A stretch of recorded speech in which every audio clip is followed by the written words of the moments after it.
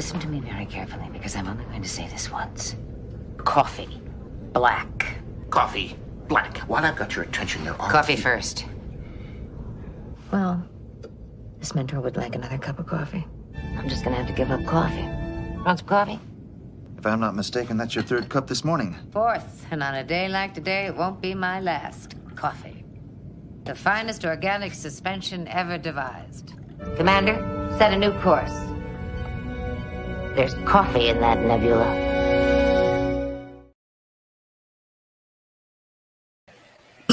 Oh, yes, there's coffee in that nebula. Good morning, good afternoon, good evening, and good night. And welcome.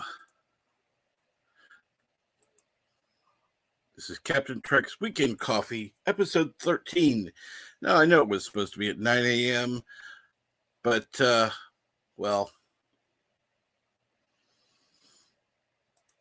things happen. Anyhow, Salty Trucker was a little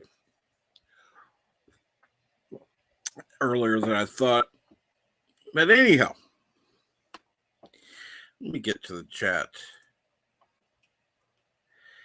And Mexican Iron Man was early, but he was first. Keely Chow said, hey, everybody.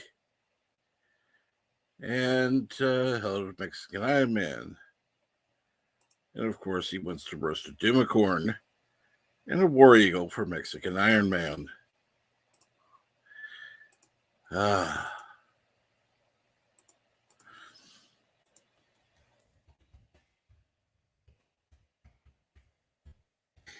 And Keely Chow says, congratulations on the 660 subs. Thank you.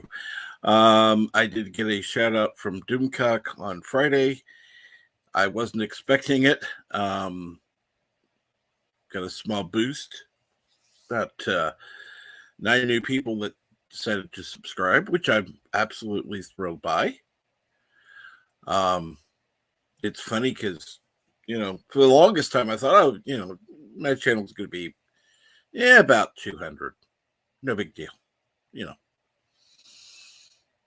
And so then things just kind of progressed.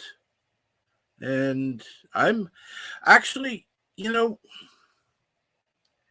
things have been looking up lately, even with everything going on in the world. Part of what you experience is well, basically what you put into it.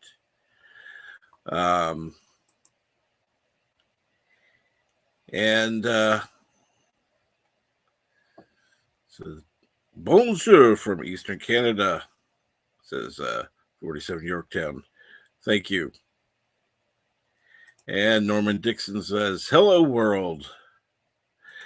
And how are you, Norman? What's going on today? By the way, what is everyone doing this morning? It is, yes, officially daylight savings time, where most of us who are here, either watching now or watching on the replay, at least most of us in the U.S., had or began daylight savings time. Others in the world do not change their clocks because they're more intelligent, obviously. And please feel free, if you're watching this later, leave a comment whether you like daylight savings time or not. Or leave any comment, that's fine. But I don't particularly like daylight savings time.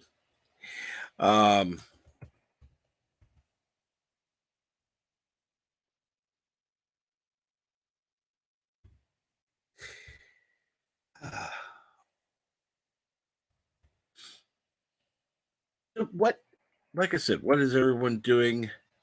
Norman Dixon says, I need to get some work done today. And good morning, Amen Fate. How are you today?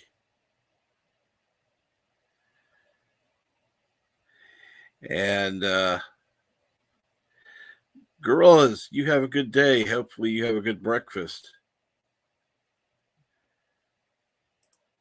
Norman Dixon says, bonjour to 47 Yorktown.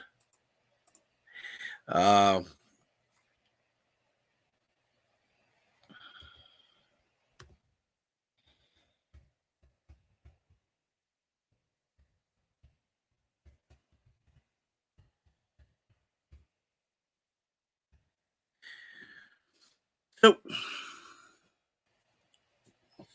some people will wonder why the change in some ways, because I do plan on making a few changes when I'm able to get this damn desk together and can start doing more of the content that I want to do. And honestly, it's because I want to make the best channel I can do. Now, some people have suggested that I, do video grabs. I'm having one issue that maybe somebody can help me out with, because I've tried reaching out to CBS, because I did get CBS All Access for a year before things started happening over there. Anyhow, and for some reason I can't get it to load on my computer, so I can't get screen captures from Star Trek. And I do need some suggestions on how I could go about doing that.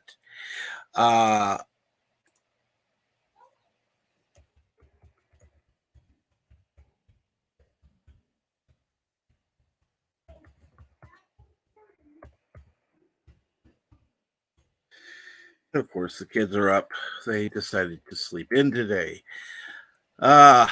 And Glenn Davis says, hello, chat from Seattle, Washington. Well, hopefully you're doing well today. And Almond Fate said, congrats, you're really progressing. Keep it up. And I'm just trying to, I'm just trying to do my best. That's all there is to it. And I think that's all anybody can really do. And Mexican Iron Man's in the chat, and Glenn Davis says, Jim Cox suggested your channel. Yes, I was there Friday, and I was surprised by that. He's actually done it more than once, and I've really been thankful and surprised when he has. And Gorilla says John DeMarco might be able to help you. I don't know how to reach him.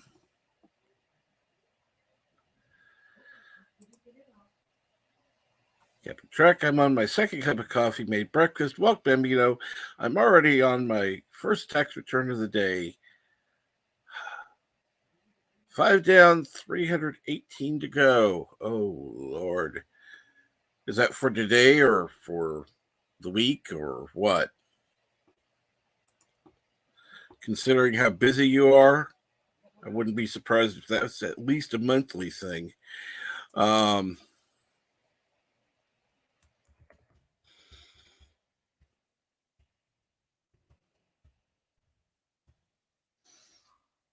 But yeah, I know you're keeping busy, but I'll tell you what, when you're done with tax season, we need to find a day, and I don't care if it's during morning brew or not. We need to find a day when I can get you on for a whole hour,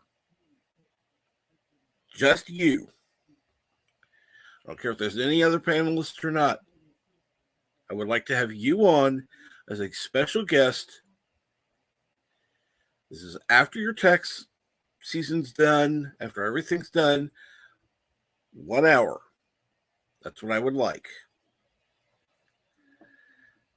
318 to go in 32 days. Ooh, dude. Let me just do a little quick math.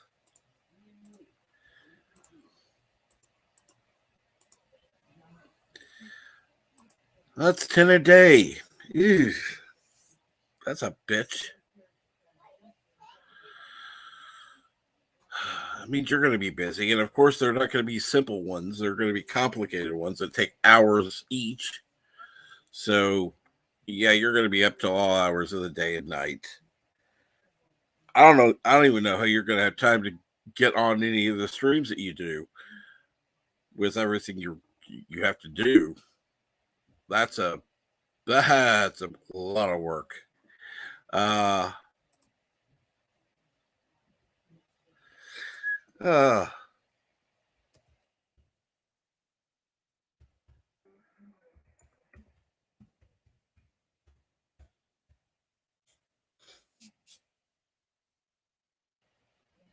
And so let's see here. I'm just drinking my coffee, of course, because that's what I normally do during morning coffee. Just sit around talking about stuff. Of course, like I said, the kids are awake. Yay. One thing I don't like about Sundays, there isn't school to go to. And obviously they're not going to church this week, so yay. Oh,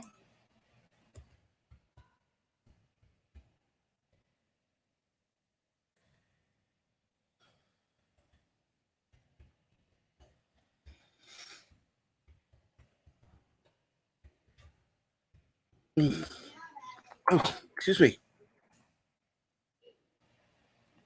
And all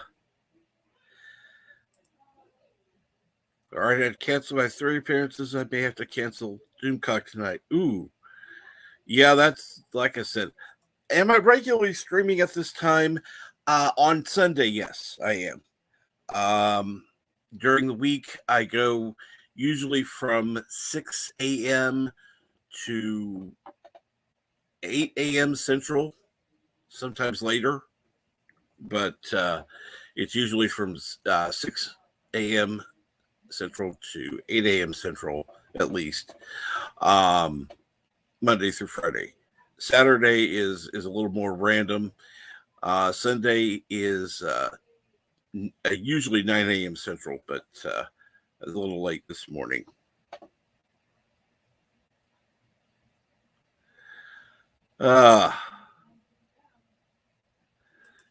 And everyone's changed their clocks, so I'm back on West Coast time, 7:30 a.m. here. Wow. What's going on, Snowdub? How are you today? Let me see here. I hadn't planned on it, but what the hell? See here who's interested. I know Mike won't be able to join, but I'll see what's going on. And let me get this. Wait till it's in the chat. Oops, that's not the one I want to highlight. That is. Yeah, I could go to my own channel. Yeah, I almost did that one when I was trying to highlight it. So, yeah. Usually I'm just talking about stuff going on, but it's a little quiet this morning. And, well, surprisingly quiet with the kids here.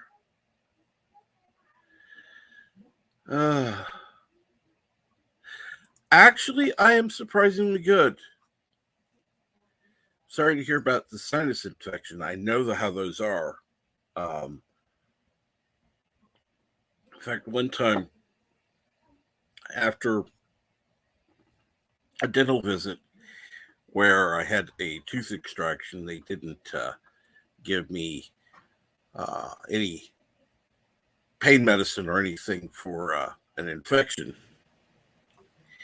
And so I ended up in the hospital with, of course, an infection, and the infection had spread into the sinuses. So, yay! So, yeah, I know what it's like. And good morning, gorillas. What's going on? Nothing, just baking breakfast. So I'll be popping back and forth between here and the stove. Cool. you making for breakfast? I'm gonna start with sausages, and I'll probably be hungry in half an hour, so I'll make a couple eggs. Hey, you might as well go ahead, make the sausages, then make the eggs, and just have them together. Well, then that means I'd have to start up the whole dirty another pan. No. You cook the sausages first. Use the same pan, make the eggs. Then you got everything all together. Yeah. Hey, how'd you like the title for the today's stream? Oh, I liked it. I actually laughed.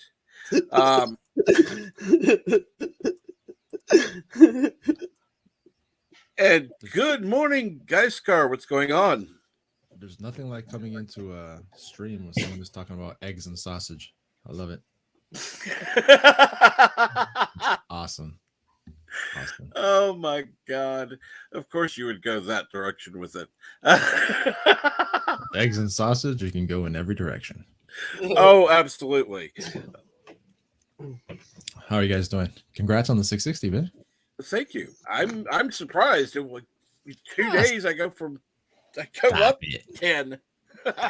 Stop it. I'm just surprised. I'm shocked. I went up 2 subscribers here yesterday. There you go. I went up 4, then I went down 3, then I went up 2, then I went down 1. Now I'm back at what 393 after jumping. I'm at a whopping 35. You know this way here, YouTube's going to really start watching my content. Though I haven't had to apologize to them for a couple days now.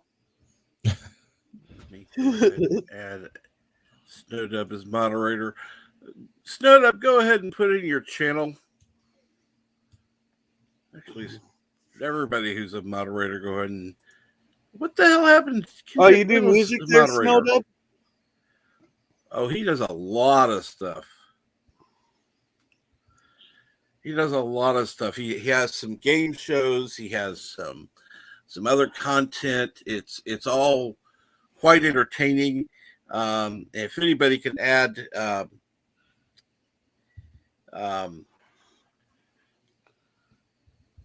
any day now. I don't know. Anyone that can add links, to Geiscar's channel, to I can any other channel. I'll add my own link. It's no problem.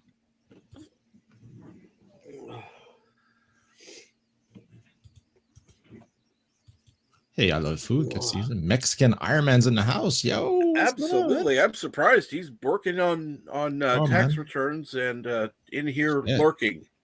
Yeah, I'd be like, you reminded me. I'd have to get on my old boss there about getting me my payroll information because he doesn't do W-2s. So taxes are overrated. That's just my opinion.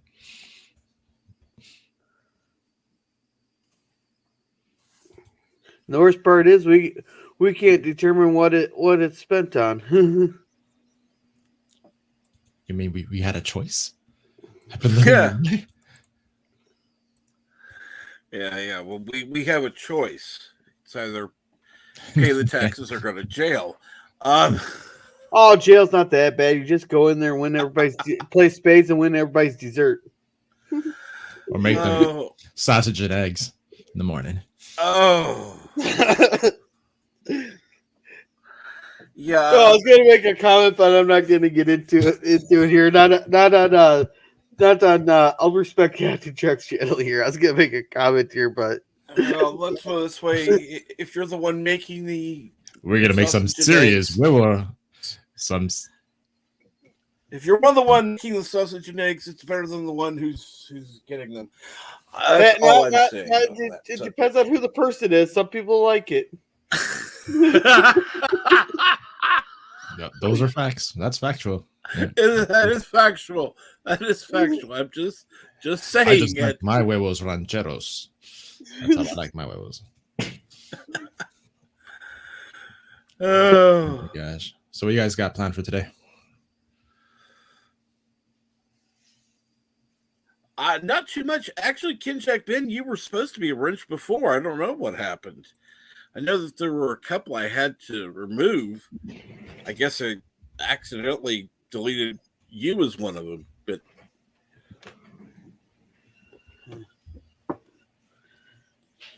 anyone who has a wrench and has a channel, go ahead and put your channel in. And good morning, Six. How are you? If you could put in, let's see here, Midnight's Edge After Dark, and Mead Radio, I would appreciate that, Six. Because I do like Tom from Midnight's Edge. Yeah, he's a cool guy. I had the privilege of streaming with him a few times on Comic Division's channel. Awesome guy. There were a couple of times. He's actually been on my stream 3 different times. Oh, One, cool. I had no idea. The other 2, it was, I thought, okay, he showed up. That was it. That was cool.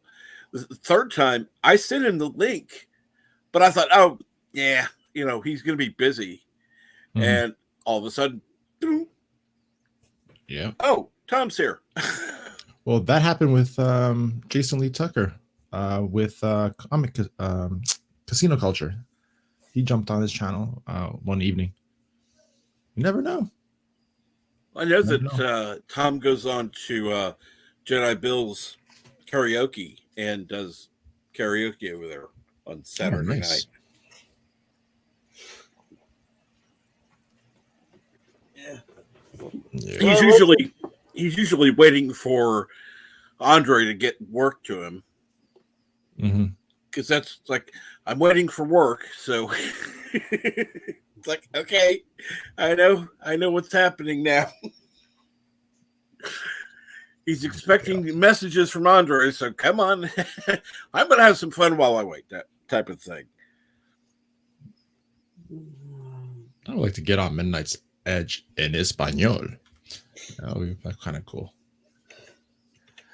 I haven't listened to it in a while. I never get pop-ups anymore. YouTube, yeah, you did that to me for some channels. Before I used to get all their alerts, and then it went to silent, and that wasn't me. So it's like, what? I mean, I wasn't. I usually go in middle of another stream when I was getting them. If I wasn't, I'd go over and listen, even though I didn't understand most of the stuff that was going on. I don't speak in Espanol. I thought it was the second official language of the United States. Basically. But, I'm kidding. I'm in a generation that doesn't actually speak it. Yeah. No, unfortunately, there is no official language. Yeah, this is the English. All your what does the government work on? All your forms are in English, right? That's the matter. So it's actually, English. they're in English and in Espanol at this point. Yeah, but Spanish hasn't been recognized officially. No, exactly. No, it hasn't. Exactly. Yeah. Up here in Canada, we got 2 official languages. That'll be English and French. What do you mean the French haven't surrendered their language up there? No. You're crazy. Here in Quebec, man, that's like a non-stop language war over here. It's insane. Kapla bird of prey. Kapla bird. And I did forget about Midnight's Edge in Espanol. Thank you, Six. Ken Jack Ben says English is the official language of California. Man, there's a huge exodus from California. Oh yeah, they actually lost a seat. That surprised me how many people left. So many people left. Yeah. Oh, Midnight has a live archive. Now I didn't know about that one. Okay, I'm gonna have to subscribe to that channel. See, I learn stuff every day. Oh, cool. Send me a DM at Mike. Okay, okay. All right, all right. And I am now subscribed. It has the bell on. Wow. Cool. That is cool. And Mexican Iron Man, that's on Twitch, right?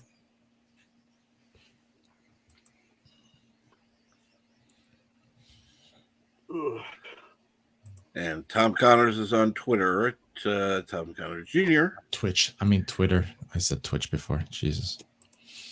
I need another cup of coffee. How many have you had?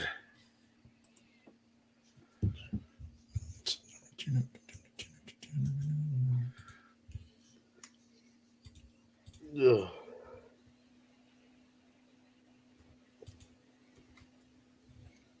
So Basco, where'd your name come from?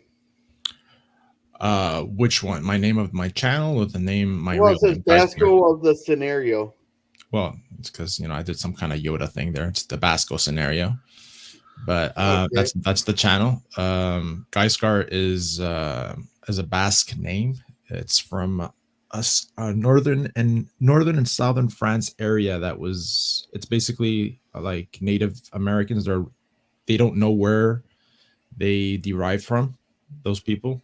Mm-hmm. And they have their own language. It's called Euskera, and it's completely it has no roots in any language on Earth, basically. Oh, so they're an alien culture. Pretty much. There's exactly. Maybe the aliens sent down to observe us to see if we're worthy of joining the Galactic Federation.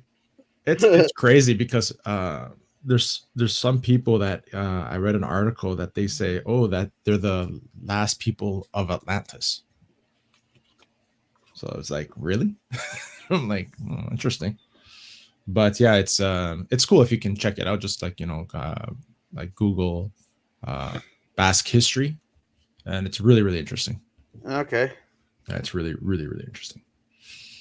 So it's a complete different language. Like, for example, father in Spanish is papa or padre, right? Correct. And Basque, it's aita, right? And then you have water, which in Spanish is agua, but in Basque is uru. So just so you know, like in Peru, there's I don't know if there's a really well-known lake called Lake Titicaca. Right. One of the highest lakes. And there's people that actually live on that lake. Like they made homes on top of that lake. Wow. And those people are called the Urus. So they were actually the rumor is that the Basque people had traveled there in those indigenous times and named them the Urus. So it's crazy. And the history of, they were like navigators. They were in America way before the Vikings. It's really interesting. It's really interesting history. So, yeah. And my name, Gaiskar, means liberator. It sounds like it's interesting history. Yeah, because it's something that's not really spoken about, really. Why is that? Why do you think it's not spoken about? And there's a huge Basque, I believe, is in Ohio. There's a huge Basque community there in the States, as well as in California and parts of Florida. In Florida, you have Hialeah, the sport Hialeah. I've heard of it. Yeah, it's like basically it's like a it almost looks like a basket that's strapped to your arm, and they swing a ball through it. Mm-hmm. So that actually was a weapon. They used to put stones in it, and they used to use that as a weapon. Wow. Yeah.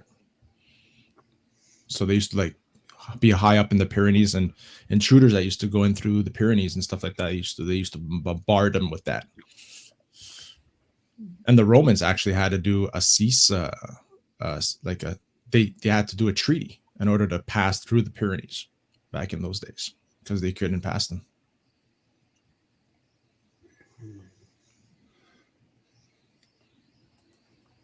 Yeah, exactly. See, Ken Jack Bean. There's also a neighboring culture similar to the Basque that people believe they be related to Atlantis because of their strong red hair gene. Also, I think twins are very common with them. Yeah, and also the O negative blood type. Yeah. So yeah, so there's a huge even here in Quebec, there's a place called Bay of the Basque where they had settled for whaling. And new documentation actually showed that Samuel de Champlain, who actually discovered Montreal and stuff, had to ask directions to them to how to navigate the St. Lawrence River. Hey, wait, there's whaling in Quebec? Okay, I'm gonna have to say it. You mean he asked directions? Yeah. Sorry. He asked directions. You take a left at the Trinity River. You see that big boulder over there? Yeah. So yeah, it's crazy. Yeah. And so yeah, that's pretty much the history of it. So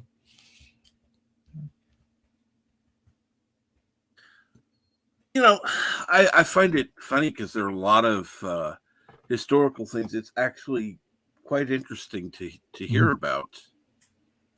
And I know that some people are like, it's history. It happened, but it doesn't really matter. It's like, yeah, it kind of does. It matters a lot because by knowing people's history, you understand the people as well. So, absolutely. So, I mean, and that's why I say many times, right, where I grew up was really multicultural. I said it. I think I said it on my last stream. I wouldn't change my childhood for anything. I was the minority. I was the white minority in my neighborhood because I grew up in an immigrant environment, right? My parents immigrated to Quebec in the 60s, early 60s. Mm-hmm. It was mostly Italian in the beginning. And then as I got older, there was a lot of Nova Scotians, Jamaicans, Trinidadians, Hindu, and I went to school with them, right? So, and hung out with them. So I got this, to learn a lot of their accents, to their culture. So through understanding their culture, there's tolerance, right, and respect that's built up, and that's really nice. When you're involved in that, it's really cool. And then there's also where my man 36 said to me yesterday. He goes, where he grew up, there was only one black kid in the community, and he said, he didn't see the racism towards him at all because he was like the cool kid, right? Because he's different, you know what I mean? And people hung out with him and got to know him and his family because they were the different family from in the area, right? So it's all about approach, right, and open-mindedness. But yeah, it's really something. And good morning, Zero Option Sci-Fi narrations. Zero options narrations. Man, 660, man. That's that is an impressive number. And you know what? You have a strong backing and people that back you up. So that's only going to get better and better and better. I have been amazed at the people who have. I really have. Of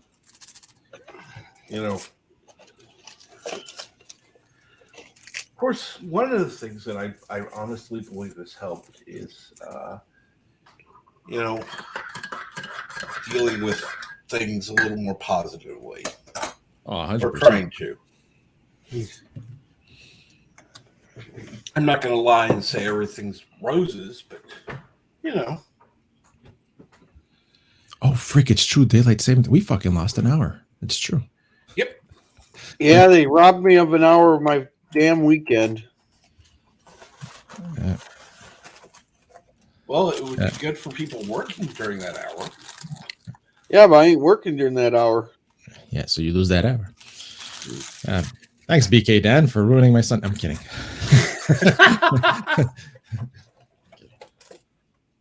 And really, we don't need daylight savings time anymore. No. Well, there's a lot of places that are getting rid of it, I heard. Yeah. Yeah, they're slowly dropping it. Someone said it was for the farmers. Which is crap, but hey, for their farmers. Yeah, my ass. That was more political than that. Mm-hmm. It was for illusion for the farmers.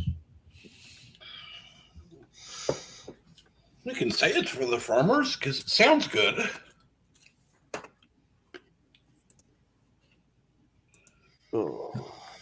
As Kenshin Beck says, those round stones all over South America, they're just balls sitting around everywhere. Maybe the Basques made them to fit inside their giant Aelia launchers. Yeah. It's crazy. Those sports, there's like Highland sports that the Scots do. Mm-hmm. The Basques have something similar to that. And it's crazy how there's a large similarity with like the Welsh and the Scots and cultural things like that. Because apparently they also were in England before it was even England. Wow. Yeah. Before it became Saxon. Saxon, is that it? Saxon, yeah, Saxon. It's really insane. Actually, I wanted to do a show on it one day.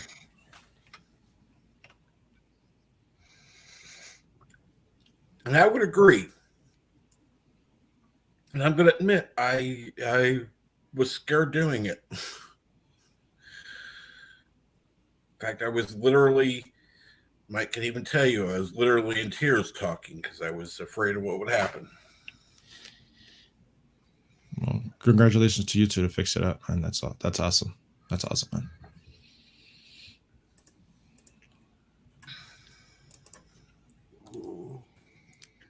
Like my mom always said, man, talking with an open mind and a conversation, you'd be amazed what could happen.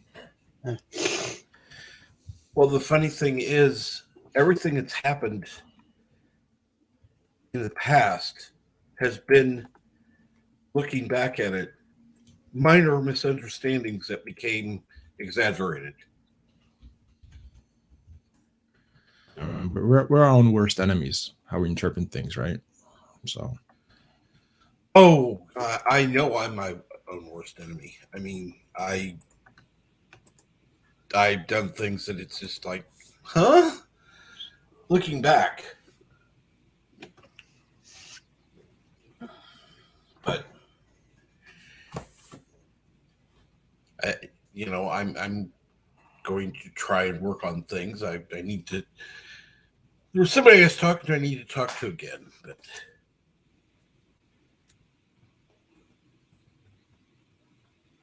and that's going to require reaching out, and the risk is they'll say no. But there's also a chance they could say yes. So. Says, what about Atari race maps? Those were remind me if I'm wrong, but weren't those maps like the Antilles, Japan? I don't know. I don't remember. That was a while ago. I read about that.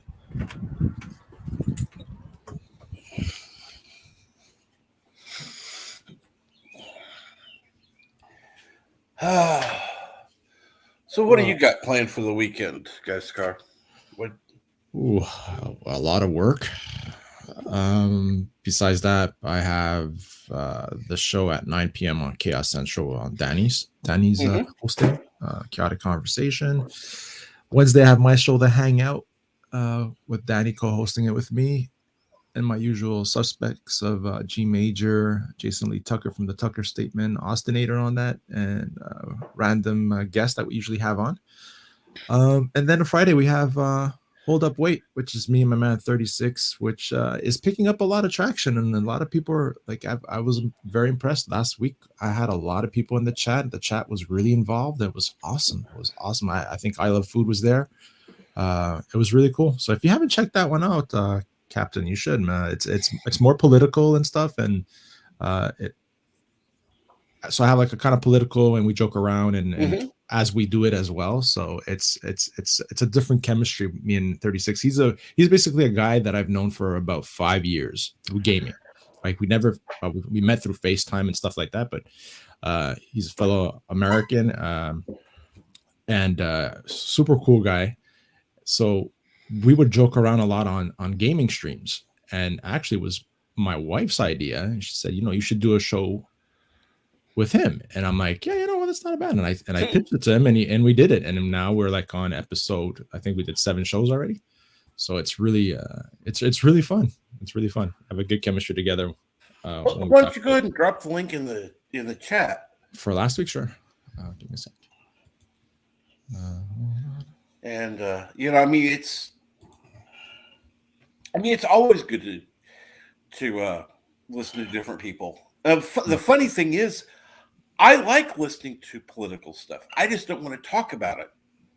All right, no, it's exactly. We give it's our opinion on it, right? So, and the person that made me go political, like to make it host political, I know my friend 36, he likes talking about politics, but the person that really got me to thinking about what pushed me to do this was the Canadian convoy, right? That was the thing that really got me going. I was on Fat Stevens. He was covering it by multiple displaying all the people that were on the ground in Ottawa and showing the real narrative of what was really going on there with all those YouTubers that were there. And that really opened up my eye to what mainstream media is really here in Canada is really about. I mean, and across the world, I guess. But it pissed me off as well. But yeah, it was a cool thing. Let me see here. Copy that. And you see, Captain, I have to say, right? This is why you're such a cool guy. When I started off, you had me on, you invited me, you gave me a wrench, you threw my name out there. And I think it was right off the beginning. That's why you're such a cool guy. You help those guys all the time that are starting up and you network them out. And that's why you're such a that's one thing I want to do. That's one thing I've always seen as being important is that there are other channels out there. In fact, there are channels that were smaller than I was that are now bigger than I am. And I'm going, yes, let's see them monetize. Several have been. Mm-hmm. And it's just like, it's good to see. It's good to see that people are really, joining together. And that's one of the things, that's one of the reasons I like watching the convoys on Fat Steven Seagal's channel. Mm. And I do recommend people join it. Yeah. He's still doing them. Yeah.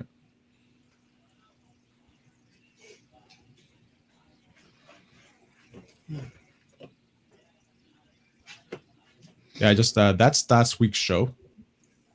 I linked my channel earlier. I can link it again if you want. But yeah, it was really was fun. It's fun. Like like right off the beginning, it started off joking and stuff. It was really fun.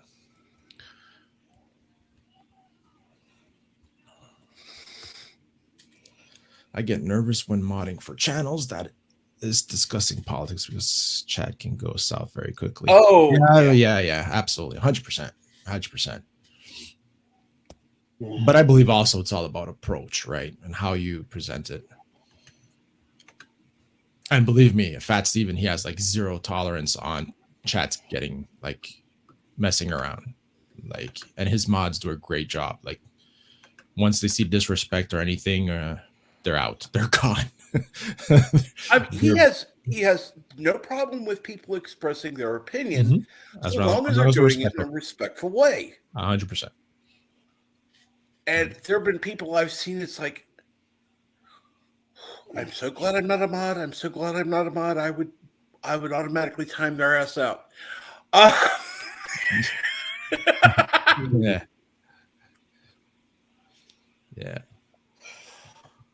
The best line was, there's freedom of speech, just not right now. Yeah. Well, my channel there so far the only rule I got is just don't say anything that'll get my channel a strike, and if you do, make it memorable. Yeah. Like I want a memorable like Steven Crowder's last strike.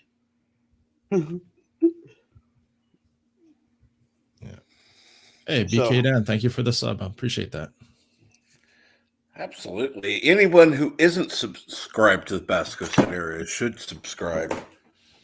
That's an absolute. I would say awesome channel. But it's all right for a Canadian. Oh, that's it. I said I'm Canadian. I'm gonna lose like 20 subs now. French Canadian. Oh my God, there goes another 30. Hey, I don't believe you're a true Canadian because I haven't heard A out of you yet. I don't really say it though. Yeah, so I don't believe you're a true Canadian. Yeah.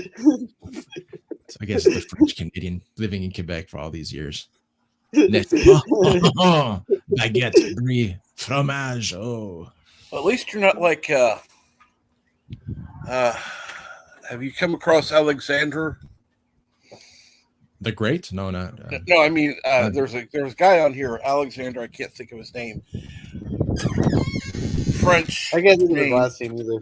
Yeah, and he's definitely one of the separatists. Let's say. Oh, Mexican Iron Man. Muchas gracias, man.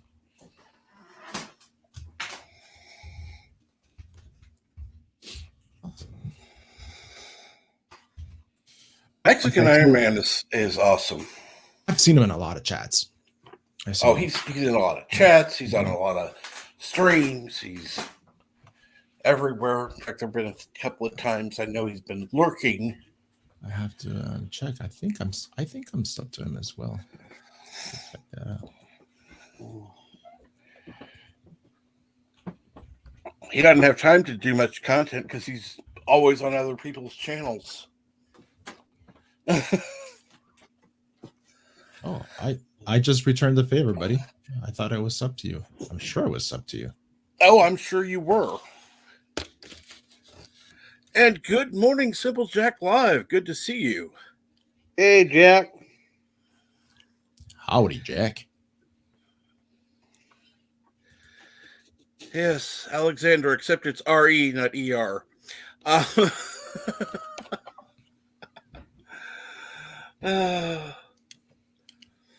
Every time I used to say Alexander, my kids watched Hamilton, the musical there on Broadway. I don't know. They watched it so many times that they know the whole freaking musical by heart. And one day I was just talking about a person, his name was Alexander, and they broke into song. And I was like, what the hell just happened? It was like they broke into song and then they disappeared. I look over to my wife. I'm like, what was that? What just happened?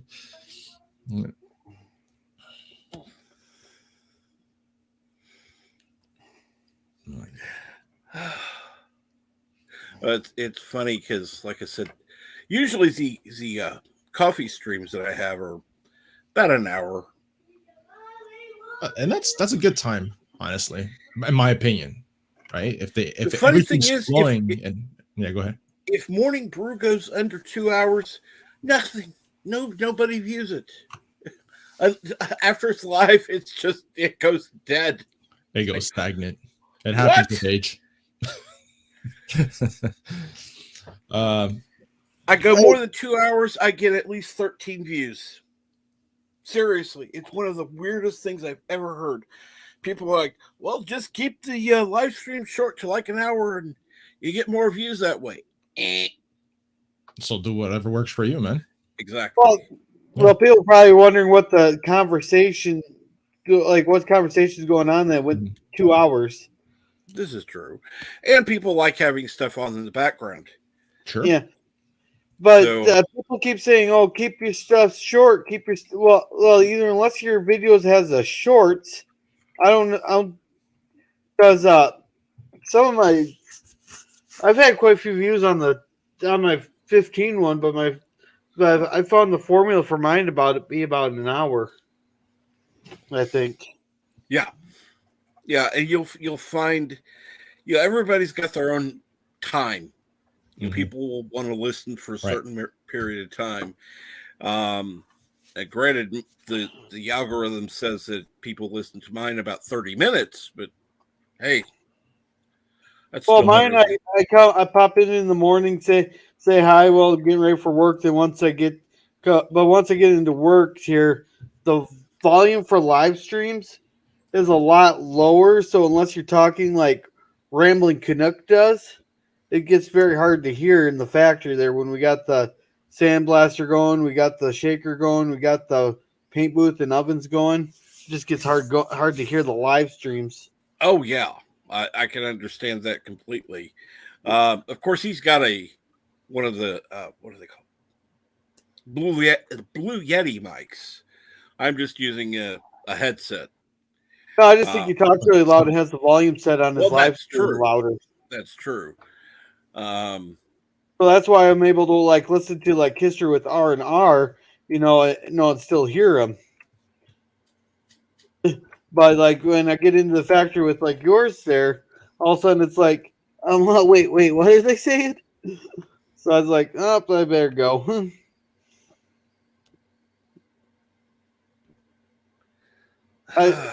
It's nothing which there's nothing wrong with yours. Yours is like the perfect volume for like at home. Yeah, well, that's good. I'm glad to hear that. But it's one of those. It's just not meant for factory listener. Except the intro.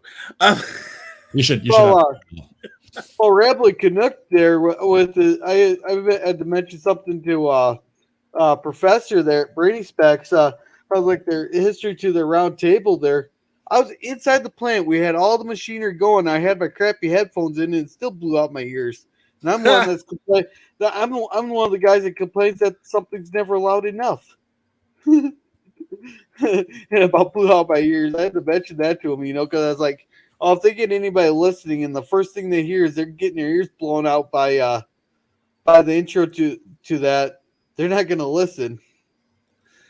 And good morning, Gap Stargate. How are you? And thank you. Yeah, Six. what happened yesterday? You said you were going to stream about 1:30. I waited till 3:30. You're lying. You took away an hour.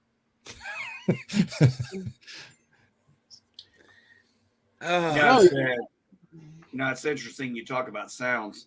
I made a comment on one of my Facebook posts, veteran to veteran. And I was like, I haven't been a radio operator in 17 years, but some things you never lose. Like somehow, because I had that thing to my ear and I always had to listen. I can tell who's walking through my house by the sound of their footsteps, and I can tell who closed the door by the sound of the door closing. Yep. It's quite easy to do if you know what you're listening for. Exactly. Yeah. When I hear someone walking, so like for example, when I'm in my den, where I'm at now, and I hear somebody walking through, I can tell if it's my wife, my child, my son. I can tell who closes the door, and doesn't necessarily have to be the door, because their door, like their bedroom door. Yeah, I can tell by the sound and the tone and everything. But like if they go to the bathroom or something, they close the door, they close, like say the front door, I know who's closing it for some reason. Yeah. Well, if it's not my house there, if it's not me, I know exactly who's doing it. I don't have to listen for the sound. Well, I thought it was funny. I had a guy on the page. He was like, "What do you do if you don't recognize the sound of the footsteps?" I'm like, "Grab your gun." Me and my 9mm are going to be great for them. Well, I don't have a shotgun. I have a 9mm. So yeah, what time, guys, Scar, what time is this stream tonight? Tonight? Oh, it's not tonight. It was on Friday. You said tonight. No, it's my pop culture stuff is on Wednesdays 8 p.m. and the political comedies, whatever you want to call it, is on Fridays at 8 p.m. So yeah, and then I have my random gaming Oh, Fridays at 8 p.m. Oh, damn it! How long does it last? About an hour. I keep my stuff about an hour. We went a bit Okay, over because this movie week. night starts at 9 o'clock, so I'm dedicated to that. Okay. Because we watch really cheesy movies. Like right now, we're watching specially edited Leprechaun movies. Okay. Which, Yeah, The Salty Leprechaun Trucker movies. does these special edits and adds little Oh, that's things cool. to them. Oh, that's cool. Like I have movie nights here at home with my young adult daughters while they still live with us. So, yeah, well, it's very nice important. to meet you, Dasco, by the way. What is your channel about, if you don't mind me asking? We've spoken multiple times, buddy. I was trying to be funny. Talk about leaving impressions. Jeez. Nah, I thought I'd be funny about that. I know. How are you doing? I'm doing good, man.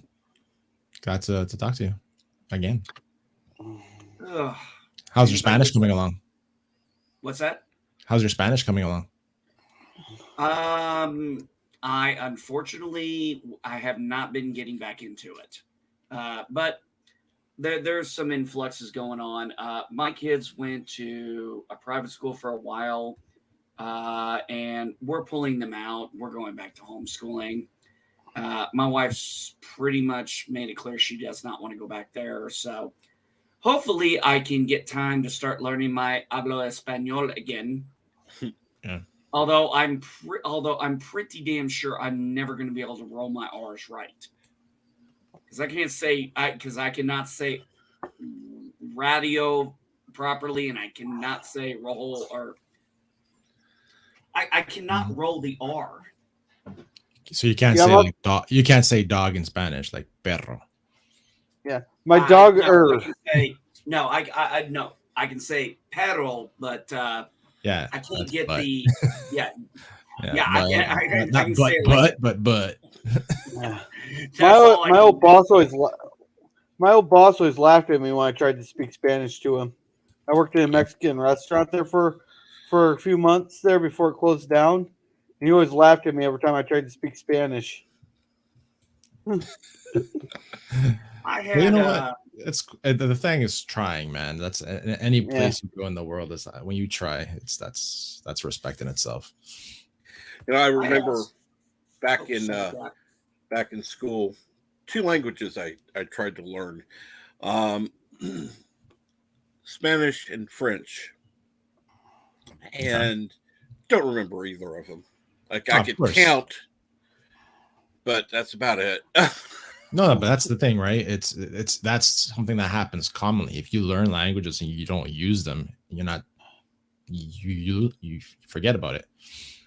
Like when I took Italian in college, my dad was fluent in 4 different languages, and I would practice with my dad, and I would go to the barber shop, which was these Italian guys. Then I went bald, so I'm like, why am I going to the barber shop just to get a buzzer passed on my head when I could just buy the freaking electric razor myself and just do it myself? So then I completely stopped practicing it.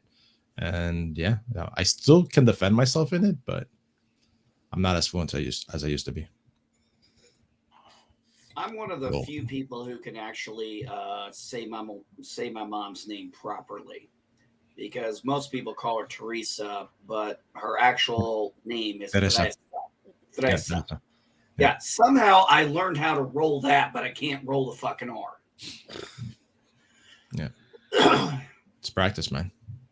Believe me, learn how to roll that R and your wife will be really happy.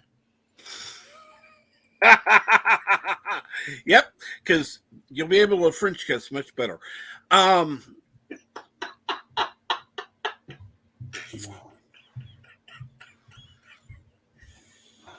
Abuelo Geek no puede rodar sus R's. Yeah.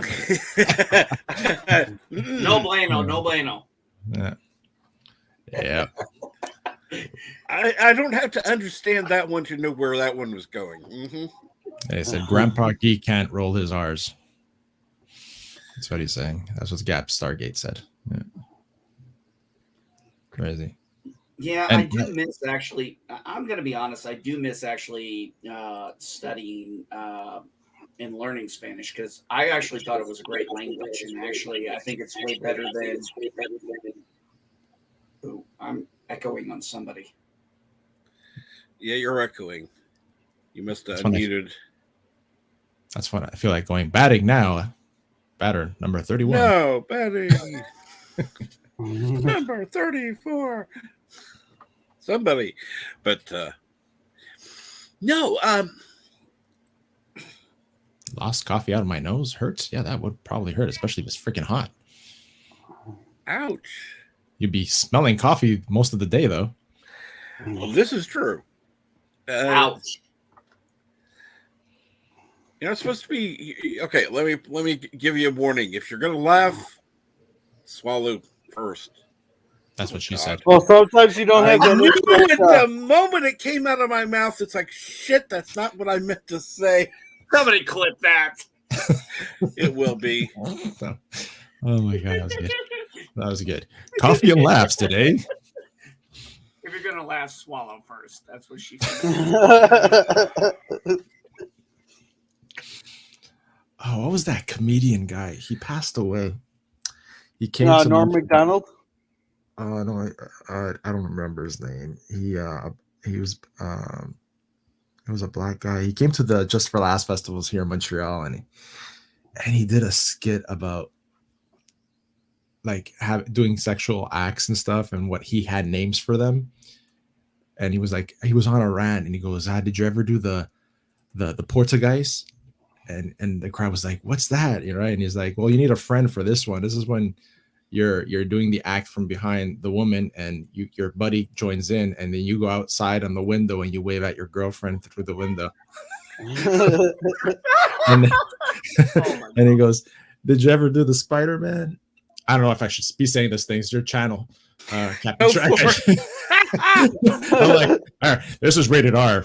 And then he goes, "Did you ever do the Spider-Man?" And they're like, "Oh, what's that?" He goes, "That's when you come in your hand and then you fling it on your girl's face."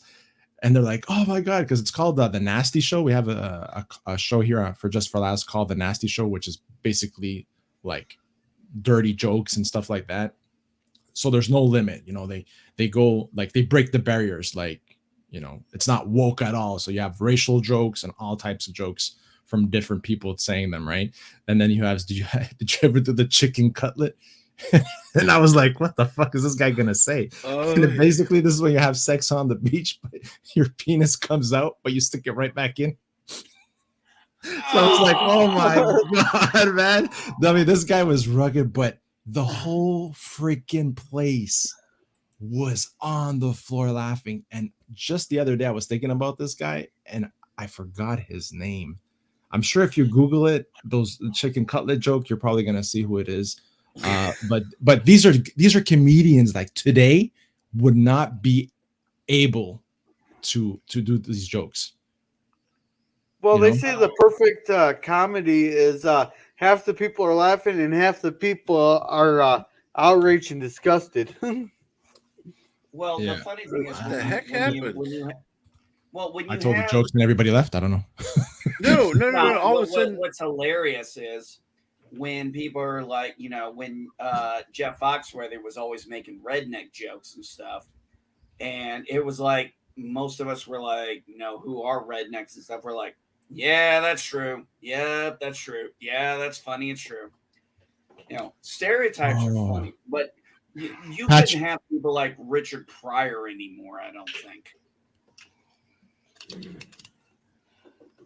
Here it is. It's Patrice O'Neill. That's who it was. Patrice O'Neill. Oh, him? Okay. Yeah, Patrice O'Neill. I'll have to look that up. I'm not familiar with Patrice O'Neill. Yeah. He was see, it's May 28th, 2009. The Patrice O'Neill talks about making sex more fun on the Nasty Show. He begins his list about halfway through. Yeah, it's on YouTube. Oh, probably not. Hold on, it's on YouTube or Video Sift. Hold on. Patrice O'Neill. The only comedy show I've ever seen, or famous comedian I've seen live, was actually seeing Jeff Dunham. And I laughed so goddamn hard, the back of my head started hurting. Yeah, I haven't seen any famous comedians, but that Saturday I went to go jump in the lake there. We went up to the Mall of America there and watched the House of Comedy there. I have not heard that term. I have not heard Mall of America in so long. Yeah. Well, I'm about 200 miles from it, but my parents are about 30 miles from it. So I've been up there quite a few times.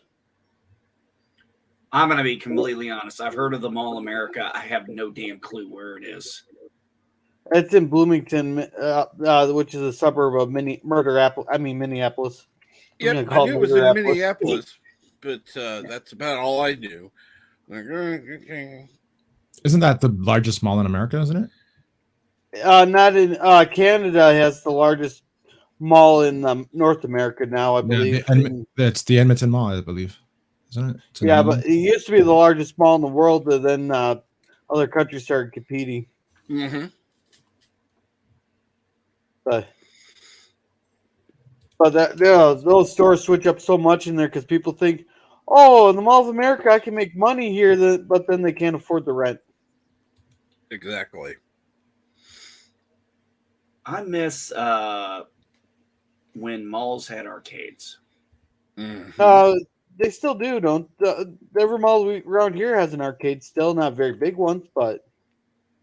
Well, the mall over in Terre Haute just recently opened an area where they do have a little bit of an arcade. But, and yeah, I thought it was great. I went in there and played some video games. When I was younger, and I can't speak for anybody else, but when I was younger in the 90s, the idea of going to the mall, 80s and 90s, the mall was where you went.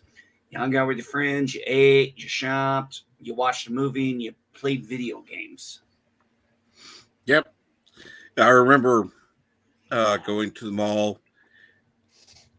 One mall in particular, they had this, it wasn't a huge area, but they had this store that, you walked in and it was packed side to side all the way around with arcade games. And they had arcade games in the middle. And it's just like this, it was pure heaven. Sorry, Cap. Go ahead.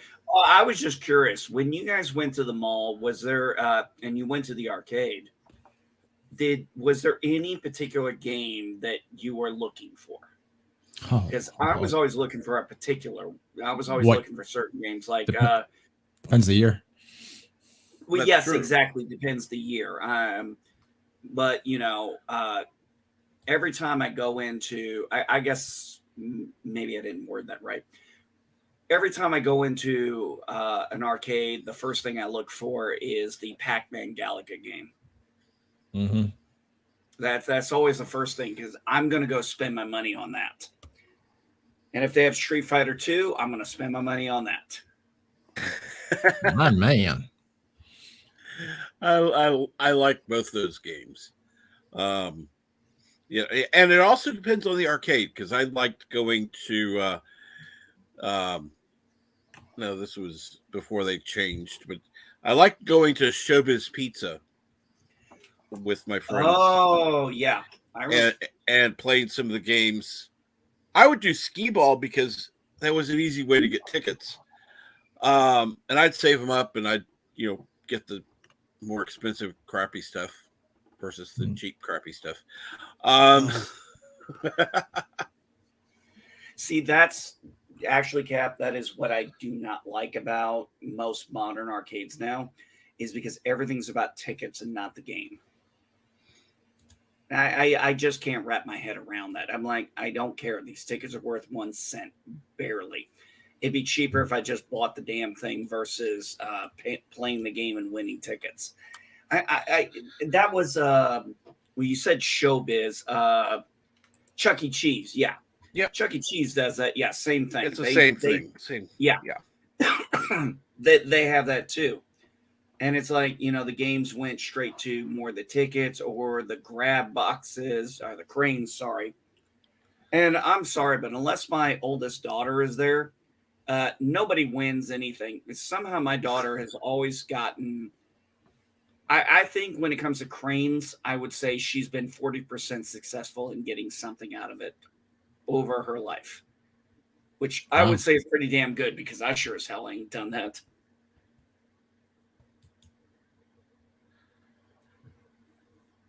Oh, hey, I got a fun story for you guys. Go real for quick.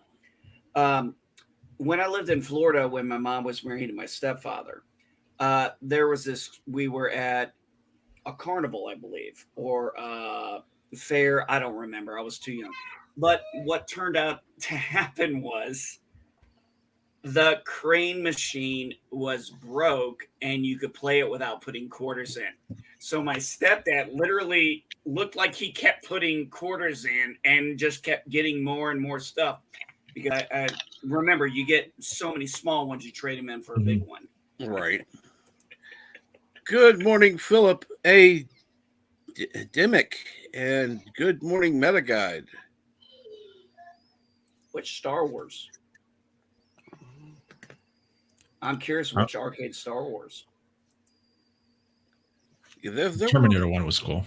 Oh, yeah. Remember when they did anybody play the Aerosmith game where you were shooting CDs at the bad guys? Oh my god. What? I saw it. I didn't play it. I have absolutely no idea what you're talking about. My games in the 80s was what was that one with the rolling ball? You had to stop the nukes from coming in. What was it called?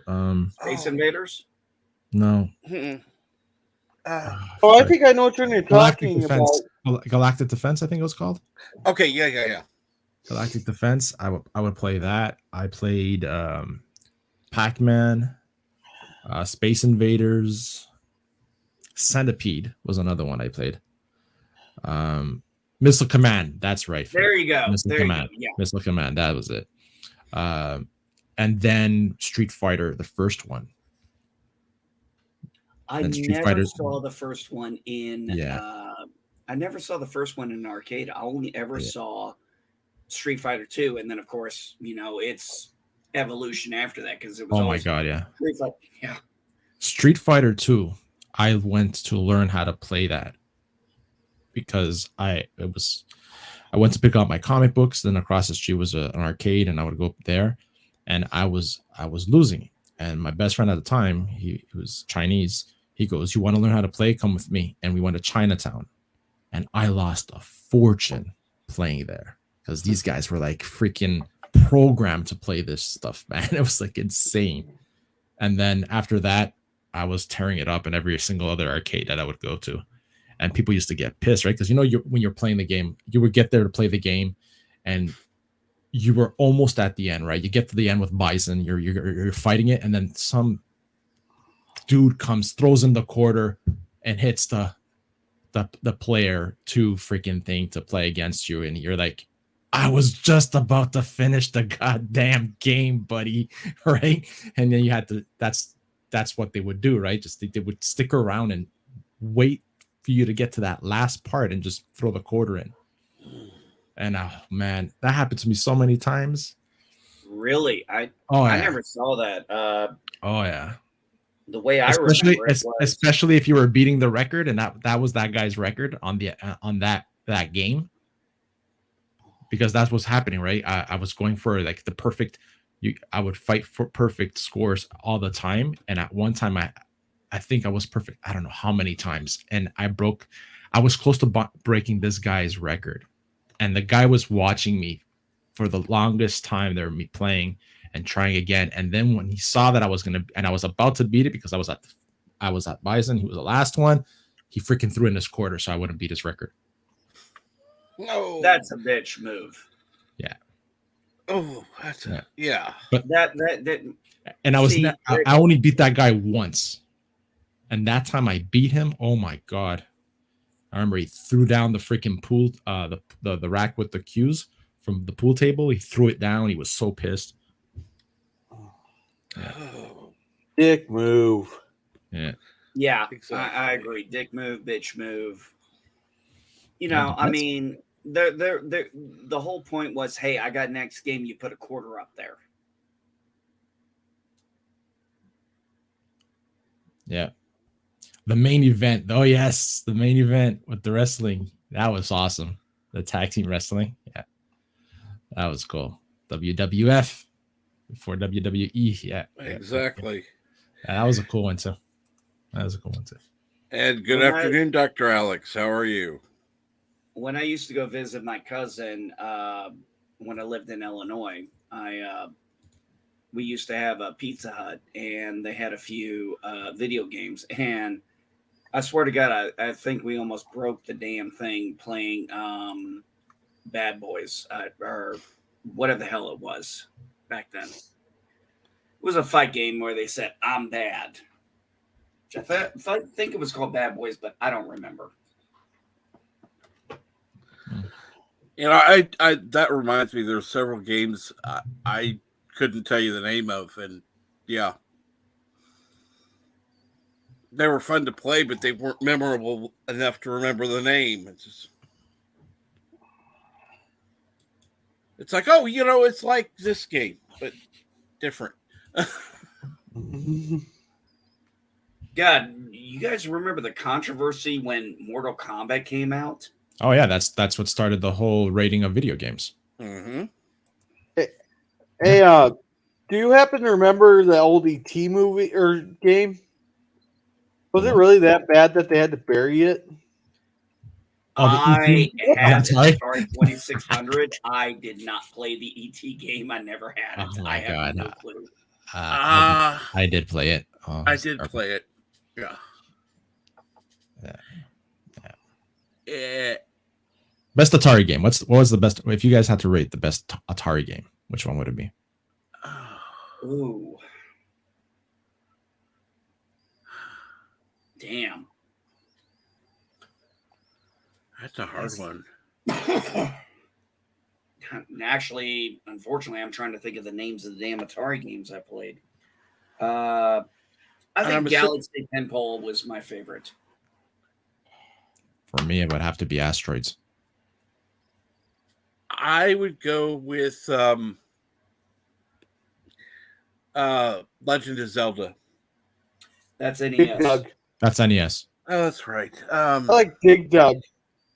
Oh, There you go. Dig Dug, yes. Dig Dug. Yeah, that was good. Dig Dug. That was always a good one. Yeah, but That's I can't funny. find it anymore. I thought someone would have it like on the internet here, but no, I can't find it. It's around. Trust me. I've been looking for it. I found certain apps that people have made of previous games, and they just updated them, and they've been fun. There was for example, there was a Star Trek game I used to play on my grandfather's Commodore 64. Oh, And it, yeah, I'm that old. And I found an updated version of it. I don't know if it's a legal app or not, but it's funny because they updated it. But I remember this game where everything was text-based. You had to type everything in. My first video games were not Atari. My first video games were actually the Commodore 64 with like Jumpman, Lady Tut, things like that. My first ones were on the Sega Genesis. Wow. I was never a Sega guy. I was always Nintendo during that time. Well, the reason I'm a Sega guy is because my mom that's what my mom could play because she had trouble with her hands, so she always just played like Sonic. Mm-hmm. I liked Sonic. I had a Sega. I did not have a Sega. I even have a Sega CD. You had a Sega CD? Oh, the Sega Saturn. I had one of those, but I don't know. Not the Sega Saturn. The Dreamcast? I have the Sega Genesis with the Sega CD. Did you have that Okay. game that everybody was flipping out about back in the day? Oh, Which game was that?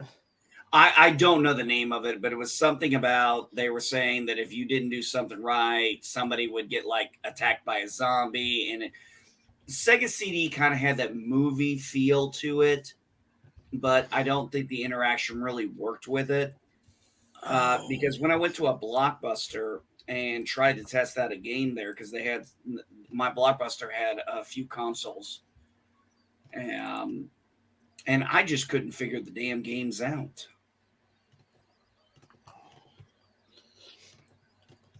Well, some of those old games are really hard. There, it's like I was laughing at someone. They're sitting there. I can't remember which game they were freaking playing, but they're bragging about how good they were. I was like, "Oh, you'd never get past the Kansas River and Oregon Trail." I don't know if you remember the old Oregon trails. I think most of us are old enough to remember Oregon Trail. Yeah, we used to have that when I was in school. There, Oregon Trail. We had hey, Kronos. when I was in grade school, and I think I was in Florida. We had Apple computers, and this is the old day back when it was green screen. Yeah. So it's a black thing with green. The Apple II. Yep. Yeah. And there was a game you had to play that actually I thought was pretty good. It was called Laser Maze. And the point was you had to figure out how to shoot your laser at the dots, which were or the panel, the lines, and how to bounce it to kill the enemy. Because if you got it wrong, the enemy could just come over and kill you. So it was a fun game because it made you think. Oh yeah, that's kind of like Happy Pill. Because Happy Pill, you got to bounce the pill around and make all the sad faces happy. But if it hit them 3 times, then the happy face would be too happy, and die. Yeah. You remember doing on the Apple II the turtle program where you had to enter like commands and then you would execute the commands and it would do a pattern on the Apple II. Yeah, I can't say I did that one. Yeah, and we had also I remember playing a fighter jet game on that, which was not 1940 something, I believe it was. It was you would have to like bomb like flagships and stuff like that. It was one dimensional pretty much, but they also had the Summer Olympics and the Winter Olympics games on the Apple II on the green screen. It was crazy. The evolution of video games itself is insane. It's insane. Going from 4-bit to 8-bit to what we have now. Yeah, I mean, I would never. I mean, I remember the biggest reason I wanted a Nintendo and NES back in 1986 was because Teenage Mutant Ninja Turtles was on the game. And it's crazy you say that, right? Because there's so many people that have gone to consoles because of specific games, right? Because myself, from Nintendo to Super Nintendo, was Super Street Fighter because it came out on Super Nintendo.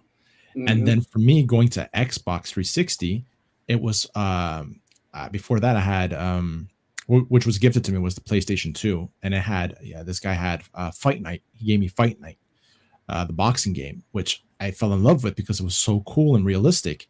And then when the new one was coming out, it was on the Xbox 360, and you would see the sweat coming down the guy's face when you're fighting, and I'm like, okay, that's it.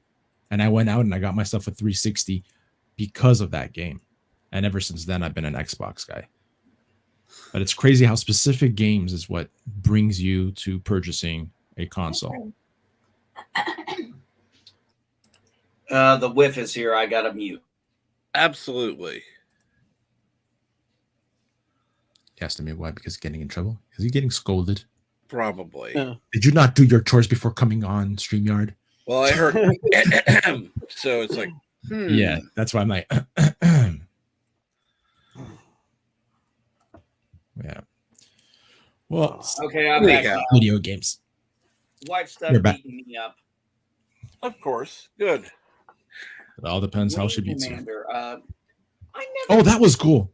Wing I Commander. never Yeah. played Wing Commander. I never had it available. at the Yeah. time. That was awesome.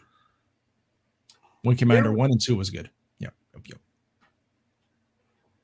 There are so many great games that came out, but I mean, when we look at our evolution over the last, since it started, I know most people, we talk about Pong started it, but I think there was something before that. But just the evolution from 1-bit to these fully iterative graphics, like I'm playing Horizon Forbidden West, and Got one? what's that? Yeah. Oh, just a sec. No problem.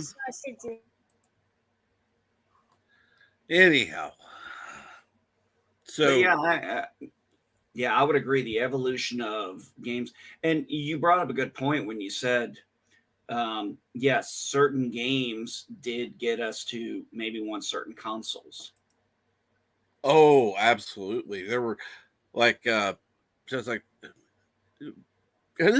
Lord Hester says, sounds like me moving from or to PlayStation for Bloodborne. Exactly. There were a lot of people who switched consoles for particular games. Yeah. My biggest PC game that I can remember that would have to be StarCraft. That was the game. StarCraft. The first StarCraft, yeah. That was the first. That was the first video game that I would have to say that I fell in love with. That was my first PC, actually. When I had my first PC, that was the game I played on it, was StarCraft. And prior to that was on my friend's house. I would play oh my god, by Sierra. Game. That game by Sierra. What was it called? Police Quest. Police Quest 1 and 2. That was cool. And Leisure Suit of Larry's as well. I played Warcraft several times, and then I got into StarCraft and just absolutely loved it. I think those were kind of the early. Well, I think those were kind of the early versions of RPG, not full world immersing, but right. Right. That's true. And Command and Conquer. You made choice. The worst game I ever played was a game called Populous, and I think it was on Nintendo. And you're basically God creating the world. And apparently, I'm not a very good deity because I never could succeed in creating a decent world. SimCity was fun too. Oh, absolutely! I love SimCity. That was it, actually. I think I have it somewhere. Been so long though. I might stream that actually. Interesting. Well, here's a question: Do you guys prefer third person or first person?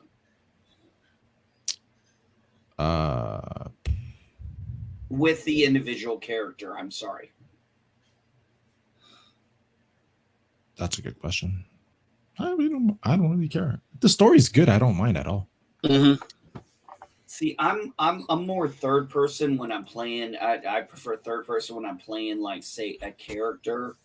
But if I'm in a vehicle, I prefer first person. Or like playing like an X-Wing game, I prefer first person because third person just fucks you up there.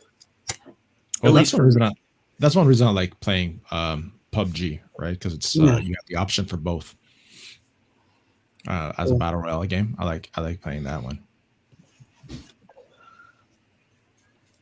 So, Captain, you like SimCity? Oh yeah, I liked that. I may be able to start playing some games when I get my computer set up going. Because what's your favorite way to destroy the city after you built it? I turn on natural disasters. Godzilla. Oh, I'd always spawn like 100 some tornadoes and all that. Just watch them rip through. See, it would either be fire, earthquake, tornadoes, or what was the other one? There's Whirlpool, Locust. Well, I've got 3,000 unlimited. There's like Whirlpool, Locusts, Fire, Tornado, Earthquake. Nuclear as well. That's it, nuclear. That was the other one that I would always use. Meltdowns. Yeah. Yep. I hated those. That's why I never built the nuclear power plants. Yeah. I never built nuclear power plants just for that reason. Yeah, but the wind power plants took so much space. Fusion. You gotta go fusion. Oh, but then you had to do the whole the academies and all that in order to. I never had to do that. Oh, I never had. Then it depends which SimCity we're talking about. I went 3,000 unlimited. That's the best one. Okay. You must be thinking of like 2. SimCity 2. SimCity had Godzilla. Wow. Yeah, well, the equivalent of it looked like Godzilla, but I don't think it was called Godzilla. No, it wasn't. Probably because they couldn't afford the license rights. Yeah, that would be insane. Yeah.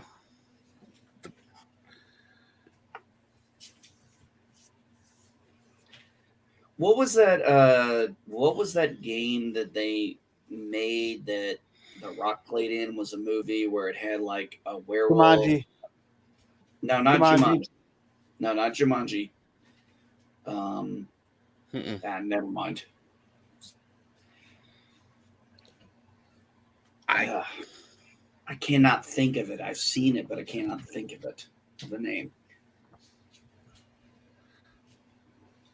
It was another movie based on a video game, which I think we all can agree most of them haven't exactly had a great track record. So you're saying you don't like Super Mario Brothers movie? Oh, Rampage. Thank you, Philip. Oh, Rampage. Yeah, Rampage. Thank that you. was cool. Rampage. That was a cool video game too in the arcade. It was. Good morning. Hello. I was going to get on one of them before the week got back to work. I tried on Friday, but you were you kept the link hidden away. Well, you should have said something. I would have. I would have okay. sent you the link. You had so many people on. It was. I mean, that was such a big deal for you to get up on the subscriber count. So I was just, like I said, I was amazed. All of a sudden, just like I was there, and then got you guys shout out. Yeah. So you guys talking about video games. So Yep. I've been cleaning up the office. Now, one actual box copy of TIE Fighter. Wow. So that's pretty wild. But now this takes us back a ways to anybody. Now, Gorilla, you're out on this one. Sorry. So, Red Storm Rising. Holy crap! Wow. Okay. Son of a bitch. It ain't over. Does anybody remember having to put this on your keyboard? I will not confirm nor deny. Because that's how many buttons there were. And you notice the keyboard layout is different on the two sides because some keyboards were somewhat different because not everybody adopted the IBM standard at that time. And I actually still have that. That's amazing. Yeah, oh yeah, I kept that. Yeah. Holy shit, you got a floppy drive. Hey, 3.5. What is that thing? I don't recognize that thing. What is the it? save button, don't you know? Those are called coasters. Yeah, exactly. This is the oldest full box game I still have where I've got like the war map and the full manual, no curled edges or anything. It's just one of these things that just randomly ended up in my collection of stuff. And here's a great one. It actually has an ad for F-117A Stealth Fighter in it. Mm. Oh, I don't know if you guys remember going around computer stores and seeing some of the box art on things. Oh yeah, I saw that. Yeah. Yeah. I remember that. Yeah, Yeah, man. and the joysticks that they were selling for that. Yeah, as well. yeah. And then the other one that was really big for flight sims at the time was Falcon 3.0. Back Mhm. in the early, very early 90s, because that was it was probably one of the most accurate flight sims that they had ever had come out. But it obviously still only going to look like 286, 386 graphics. So good luck with that. But it had all of the keyboard controls that you had to run to do everything, and it was that something. submarine game came around the same time the Hunt for Red October came out, if I'm not mistaken, right? Pretty close to it, yeah, because it's based off the book Red Storm Rising, that particular game, which is false flag based war between the USSR and the United States. Mm-hmm. Tom Clancy, are you a time traveler? Hey, Jason, I have a question for you. Since you had the TIE fighter there, what was your favorite TIE to fly? Probably the TIE Interceptor, because it was just so fast. Nice. And speed was life when you were flying anything that had no shields. So that was definitely up there, because I didn't get as far into playing TIE Fighter as I did playing X-Wing. So I don't recall if they had the crazy TIE Defender in that video game or not. Yeah, they did. You eventually got it later. That was actually my favorite, because it had ion cannons, you had torpedoes, you had shields, it was fast, and it had a limited tractor beam. Okay. Yeah, see, the only real lore on that particular X-Wing or TIE Fighter is I got from Rebels, from the Rebels cartoon. So far long after. Oh, I was quite happy that they actually put them in there. Yeah, I was very impressed that they went and did it. That's why, not to talk Star Wars on a Star Trek themed channel, but I like Star Wars. Okay, excellent, perfect. Because I gotta say, one of the saddest things for me has been the kind of the thud from Boba Fett, considering the storyline that they put out in season 7 of Clone Wars, and mostly all of the Rebels seasons, all 4 of them. Like, it's pretty bad when a cartoon that's targeted at kids is actually got better writing in it than than the real people shows. Okay. Hey, when are you going to be on next, Guys Car? I'm going to be on Chaos Central on Monday, 9 p.m. And then on my show Wednesdays, 8 p.m. and my channel on Friday, 8 p.m. So my channel Wednesdays and Fridays, 8 p.m. And my random gaming stream that I'm probably going to throw out sometime this week. Yeah. So, man, thank you for having me. Thank you for all your support. Keep up the good work, man, because you're helping everybody out by doing what you do. So appreciate that. And nice to meet you, Jason. And Gorilla for Random Thoughts. Yeah, nice to meet you as see well. you at Basco Scenario. Nice meeting you. And thank you, chat. Y'all been great. Take care. Take care, Basco. Take care. Yeah. So yeah, when I saw that you'd already hit 660 after just a day or so. 2 days, yeah. Someone made a comment on the Friday stream, and they're not wrong in that you'll get these fits and starts where the algorithm just seems to work in your favor, and then everything starts to kind of dogpile up for a while, and you'll get a number of subscribers just out of the blue. I've got a YouTube channel that's kind of just fallow, and it just sits there. I put content there once in a while, but it's pre-produced. I don't do streams on it.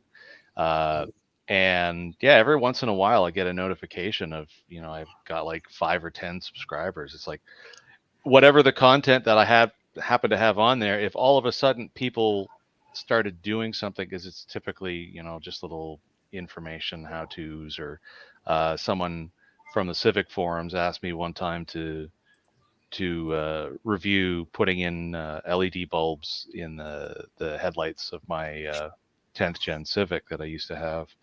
And if people all of a sudden get interested in putting LED bulbs in their Civic, well, 3 cheers for me. All of a sudden I end up with subscribers out of the blue. And thanks, I get blinded. Yeah. Oh, hey, Jason, while I got you here, there's a few blocks that were missing from the buy and sell building. Oh, there's a lot that are empty on purpose. Yeah, because I was looking for wool the other day, and then I can't sell my purple crap or my calcite or that black rock that grows right next to it, or my lily pads. Yeah, I haven't. I'm not going to have everything in there because it would be a huge place. But anything that gets a little too prolific, like if you've got chest after chest of them, I'll probably add that in as something that you can sell. Okay, because I found I got like 3 chests of just clay from my mine.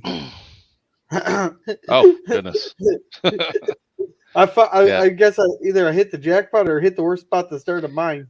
Salty wanted me to put the brown clay at like 4 times the price of all the other clay. I haven't found brown clay. Brown Turdistan. I haven't found the brown clay. Yeah, it's you got to be out in the mesa for that. The mesa? Yeah, looks like the Arizona desert kind of. Oh, the terracotta. Is that what you're talking about? Terracotta, brown terracotta. Yeah. Okay. Yeah. So, Cap, you got a new system. Yes, I did. I knew about that from a couple weeks ago. I caught wind of it, but how's it working for you so far? It's got its pluses and minuses, like any new system. One of the things that I have found to be annoying is I have to have headphones on. There's no speaker, none. And it's a laptop, is it? Yep.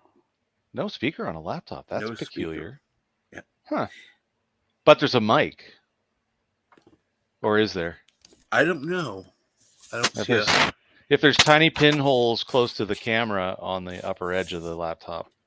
I don't see the pinholes. Yeah, then that's weird. That's very strange. But it's got a camera though. Yeah, it's got a camera. Huh. Camera and no mic and no speakers. That's very weird. Huh. That's crazy. I don't think I've ever heard of that. No. But I mean, as long as everything else is, Bunny Man. You were trying to get my goat there, Deej? Yep.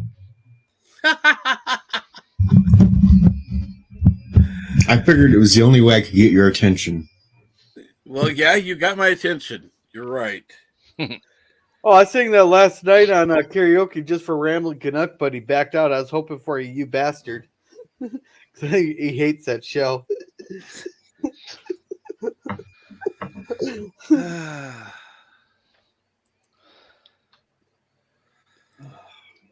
Yeah.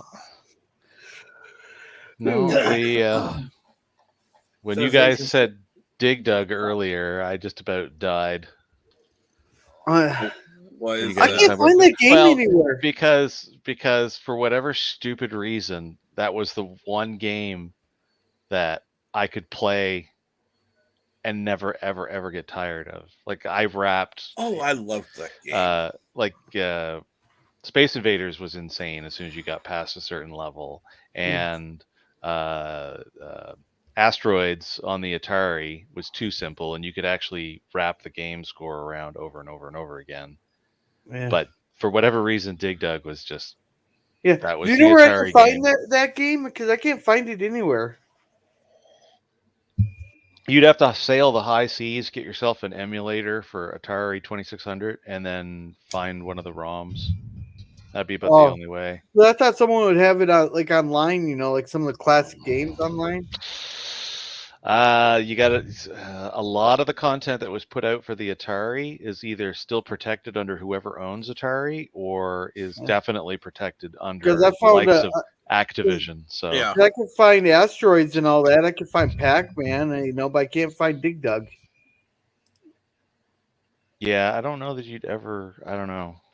Dig Dug is a property that stuck around for a while, and they had arcade machines of it, not just on the Atari, and they had Dig Dug 2.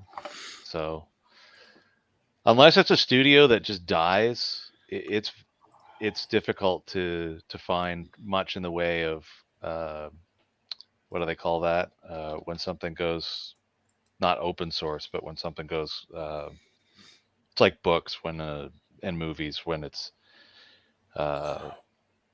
totally not copyrighted by anybody. Oh, that's no, I can't think of it.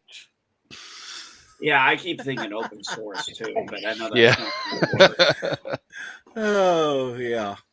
But yeah, like there's abandonware.com, I think it is, or .org. There's one spot that that keeps track of all the software that's been completely abandoned, and you can download that stuff for free. Well, if you got a PS4, you can get Dig Dug for that for $3.99. Oh, cool. Yeah. Oops. I forgot to put grilled cheese on the stove for the kid. I got enthralled in the conversation. Bad gorilla. Oh, if I don't burn the grilled cheese at least once, I'm not cooking right. That's the only thing I ever burn is grilled cheese. Anything else I can make food really good. I always got people begging for it, but grilled cheese, always burn it at least one, the first one. Well, then I know not to get grilled cheese at your house. Yeah. No, what you really need is to get my roast there when I get it smoking. Whew. I got people begging for it. Now you got me thinking of that Alexa commercial when it was like, Alexa, I need a recipe for a grilled cheese. Are you freaking incompetent? The name is in the recipe is in the name. I should probably making a grilled cheese on the George Foreman, see if that'd work better. I've done that. It does work. Yep. It does work good? Yeah, Okay, put them maybe on a sandwich press or anything like that. They come out really yummy. Yeah. So. Yeah, I've done quite a few things on my George Foreman grill. In fact, that was one of the best things I bought until I got an air fryer. Oh my god, I love my air fryer. You do? What do you like? What do you like best about it? That it doesn't take as long to cook, doesn't heat up the kitchen as much, particularly when it's warm out, and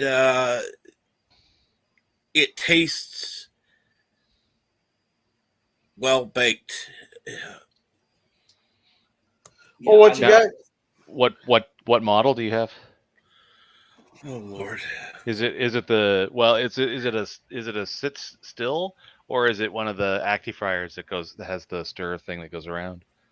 It's one of the bigger ones, and it actually could rotate. Yeah, yeah, because we've got a ActiFryer, the one that's got the bit that goes around to keep everything stirred up, and yeah, they're just.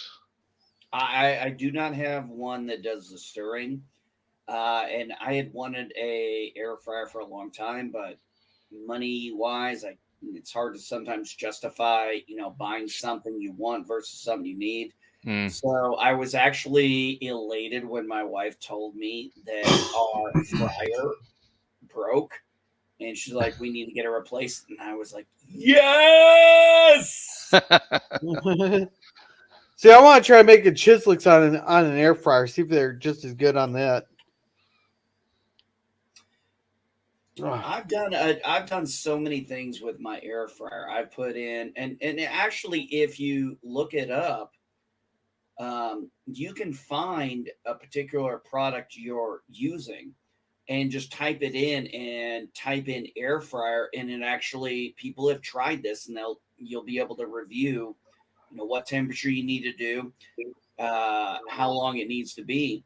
I've also seen recently that certain companies, how they usually had microwave, oven.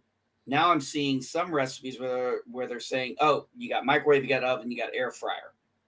And I'm like, yes, I want to know. They're really taken off because they're a lot healthier than your old oil fryers. Well, and they're an awful lot easier to clean. We've got a like an actual restaurant style with the clip for the basket deep fryer for when we feel like being particularly evil. I got one of those. We use the air fryer almost exclusively for anything that, like, any kind of like chicken nuggets or French fries or onion rings, anything that's not going to get torn up, because with the agitator you don't want to put something in too soft.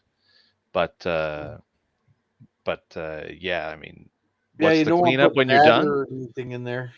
Yeah, depending on how the batter is put on the food product, sometimes it will come off much easier than you think, but in a lot of cases it's actually surprised me. But yeah, the cleanup is you take the thing and you run it under the water and shake it a little bit and put it back in the machine and put it away. Yep. I wonder how. Oh, sorry, Cap. That's why I like the basket with the that I put the fries in and just stick it in there. They're perfectly baked, but they taste fried. Oh, wonderful. The one thing I have not done yet that I still want to do, but I've got to be in the right mood for it because I'm not much of a sweets guy. I really want to try putting a deep fried trying to do in an air fryer a deep fried Twinkie. I don't know how well that would work, but I'm wondering if I want to risk it. It's either going to turn out really weird and still taste like a Twinkie, or it'll turn out awesome. I don't think it'll turn out wrong. Like, it might actually shrink it. I don't know. There's people who actually do that for those deep fat fried contests or deep fat fried Twinkies. Yes, deep fried. Yeah, I've actually had a deep fried Twinkie, but I've never had anything like that made in an air fryer. So it's a good question.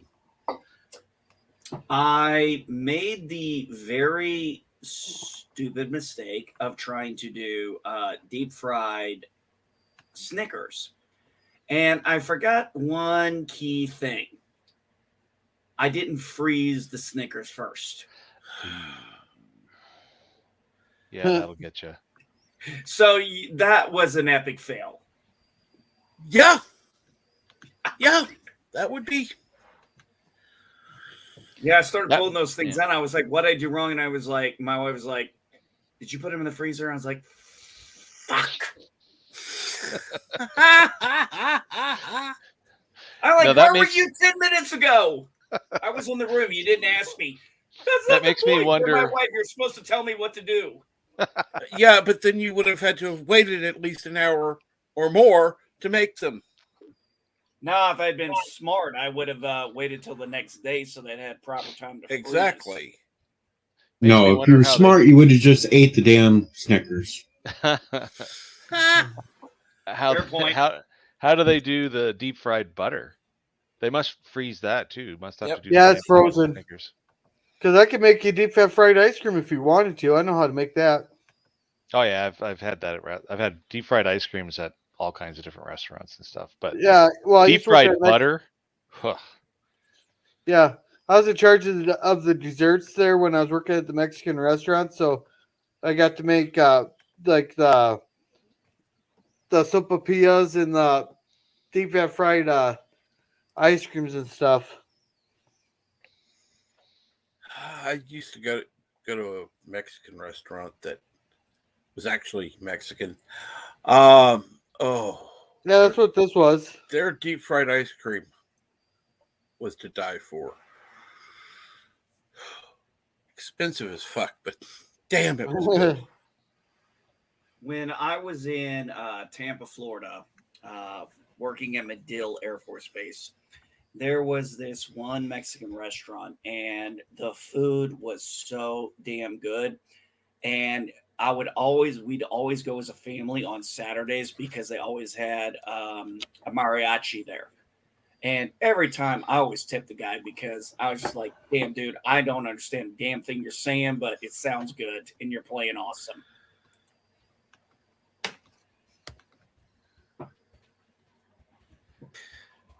Although I did make the bad mistake of one time after I got off night shift,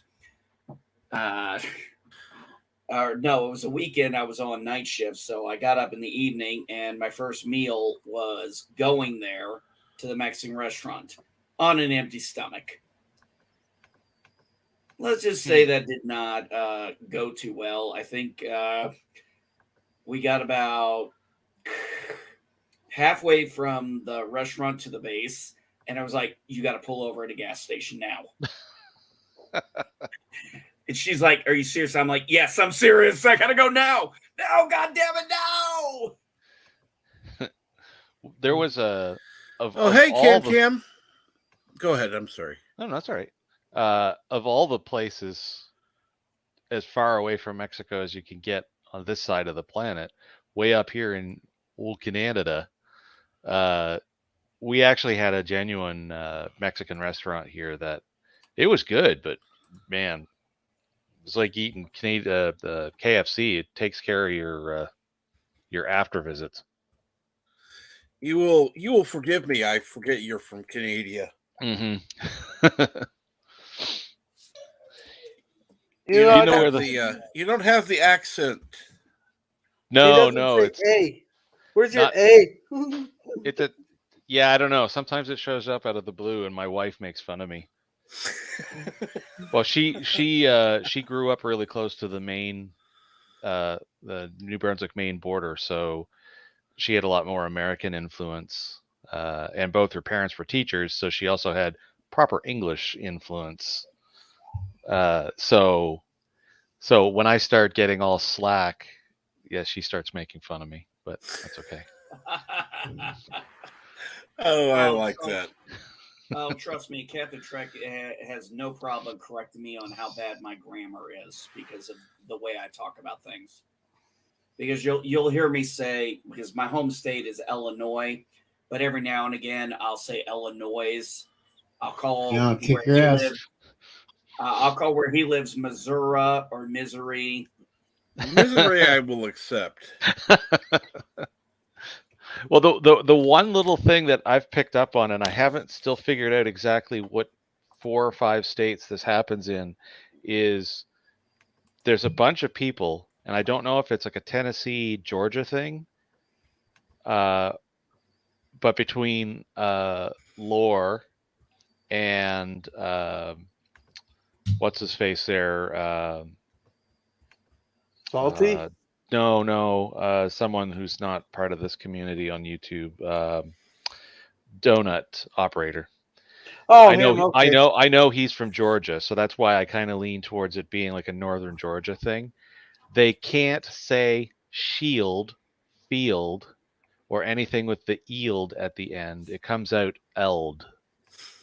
That's a whole southern thing. That's your southern. That's okay. entirely. Yeah, I'm going out to the sheld to plant some corn today, folks. Oh yeah, it's like whenever Lore says shields when he's talking about a ship, it always comes out shields or shells. I think he does that on purpose because he purposely misnames. He purposely misnames starships just so that people will go, "That's not how it's said." Maybe, but like I said, there's other people like Donut Operator and a few other people from that neck of the woods that say it in that same kind of way, and it's just different. I remember. It sometimes I think comes down to the slang. Like for example, I had somebody one time I got in a conversation and they said, bless your heart. I'm like, why are you insulting me? They're like, I'm not. I'm like, yes, you are. Yes, you are. You are insulting me by saying that. Yeah, that's like the ultimate patronage. That's like, oh, Bless Well, your heart. it depends on how it's said, and by whom. Bless your heart. Oh, Yeah. that's an insult right there. With That the way is you the put the insult. tone. There's bless your heart, then there's bless your heart. yeah, with with almost like the curl up at the very end, Mm-hmm. just to kind of like stab it that one last little bit. Let me turn this knife just a little bit more. Yeah, just tweak the tip. Yeah. I remember I was working, I think I was in California at the time, and I was at Beale Air Force Base. And we had these two Hispanics. And what I had noticed was a lot of people who were from a place where they may have the same native language. When they talk to each other, they would speak in native language. And I asked them one time, I said, I'm just curious. I was like, how come you guys don't ever talk in Spanish to each other? And she said, and they said, basically one was first generation Mexican, one was first generation Cuban. And they said, when we try to talk to each other in Spanish, we can't understand each other. No. I've got there's a coworker of mine who lives in Vancouver, but he's from Colombia. And one day we just went on a tangent. We were finished what we were dealing with, and we ended up with this 2-hour rabbit hole. And he told me, because he's native Colombian, he told me about all the craziness of Spanish in the Western Hemisphere. It's insane. I heard it. You said about. Now, if I were to deliberately say a boot, it starts to come out like a comedy skit. A boot, Yeah, but you just but said yeah. You said kamooch. A boot. Yeah. But if it wasn't for Canadians, we wouldn't have from Stargate Atlantis. We wouldn't have the ZPM. It'd be a ZPM. ZPM. I'm sorry, Z for the win. Thanks. Wow. No, I am a Z. I am not a Zetter. Which actually makes it even more funny when you're watching Stargate and he gets all frumpy about ZPM instead of ZPM. So it actually makes it even more comical for me. But yeah, this guy, he was telling me, he said basically every single Spanish speaking country in the Western Hemisphere has so many differences as to the point of not just mild confusion, but absolute embarrassment with some words. Like, I mean, serious embarrassment, like sexual level. Like, you could ask for the bus and you'd actually be asking for like a hooker or something. Like, I mean, completely twisted. He was telling me I was dying laughing some of the stuff. I remember when I was at Bridgeport in California, and we were doing a joint training with the Royal Marine Commandos. And we're sitting there, and it's off duty. We're all having beer at the cantina, and it's like we're all talking English, but damn it, if we understood what the other person fucking said. It's like, how come you don't have a berry? A what? Oh, a berry. I'm like, a what? Why would I have a berry? The thing on your head. You mean my cap? No. And then of course it took us fucking forever to figure out they were talking about a beret.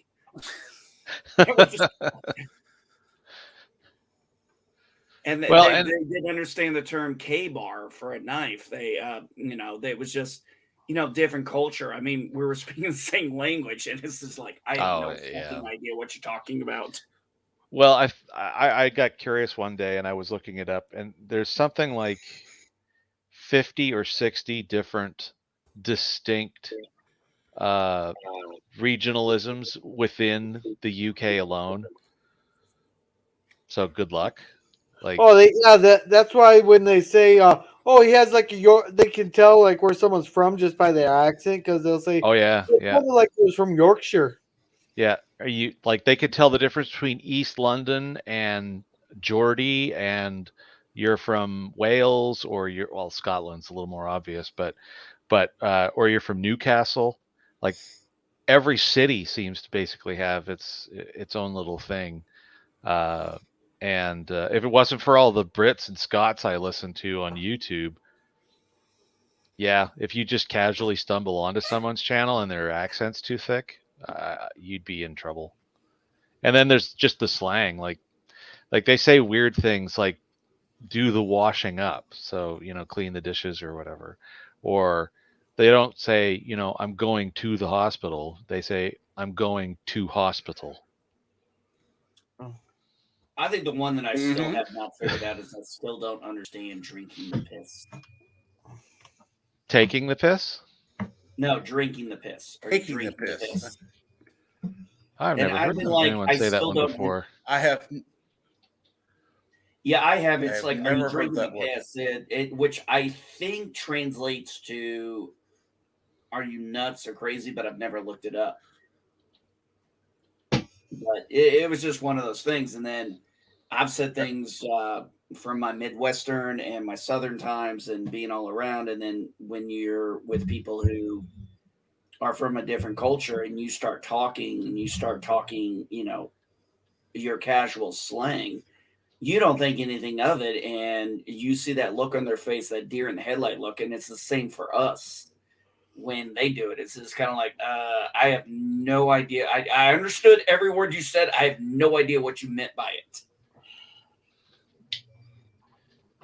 Drinking the piss is an Aussie slang for beer, and taking the piss is British for making fun of somebody or sticking it to them. Now that second one, of course, I knew, but drinking the piss, according to the Urban Dictionary, according to Wikipedia, it's having a beer in Australia. Of course, they're just between Australia and New Zealand. They're even more different. Like they just New Zealand's even worse. They just shorten everything. So basically, if you hear the beginning of a word and you don't know what they're actually saying, just start imagining the rest of a word that might actually apply there, and you're probably okay. I remember watching a movie with the guy who played Hannibal Lecter, and it was called The World's Fastest Indian. And it was based on the whole point was this guy was from New Zealand and he was going to America to go race his Indian motorcycle on the salt flats. And he was in America and people are like, "Are you Australian?" He goes, "I'm not a Pommy, I'm bloody New Zealand." And I'm like, I don't even know what a Pommy is. But it's things like that. It's just our culture. Yeah. Yeah, and then of course, unless you watch a lot of content, either fiction or YouTube,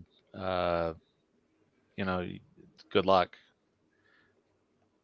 because some of it is radically different. What I find interesting is listening to someone from Ireland. Oh my God. There have been times I've had to go down and it's like, okay, 0.75 speed. Holy shit. Oh, they can motor. Oh, I've heard Darth Revan. He on times on panels he's talking so fast and he's got that heavy Irish accent. And it's like, dude, you got to slow down. We don't understand what you're saying. Put you between the turd.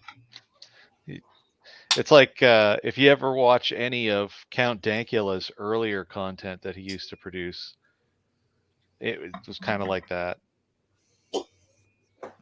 where his Scottish was still so thick that, there was a couple of friends of mine. I sent some of his stuff to them, and they're like, "Yeah, I can't understand what he's saying." So they didn't, until he started speaking a little more clearly, they couldn't watch. Now, was Well, he see, that's speaking that's clearly?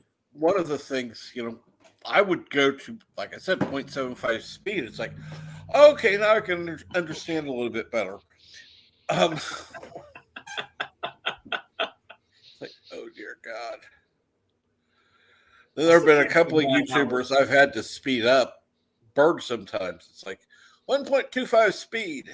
He actually puts that at the start of some of his bed life streams. He says best listened to at 1.25 or higher. Yep. Yeah, I usually do 1.5. Which is actually really funny too, because when you crank it up and then you listen to it at that speed for long enough, and then you go listen to Bird live, your head does that little cock over like a dog hearing a noise for the first time, going, that doesn't sound right anymore.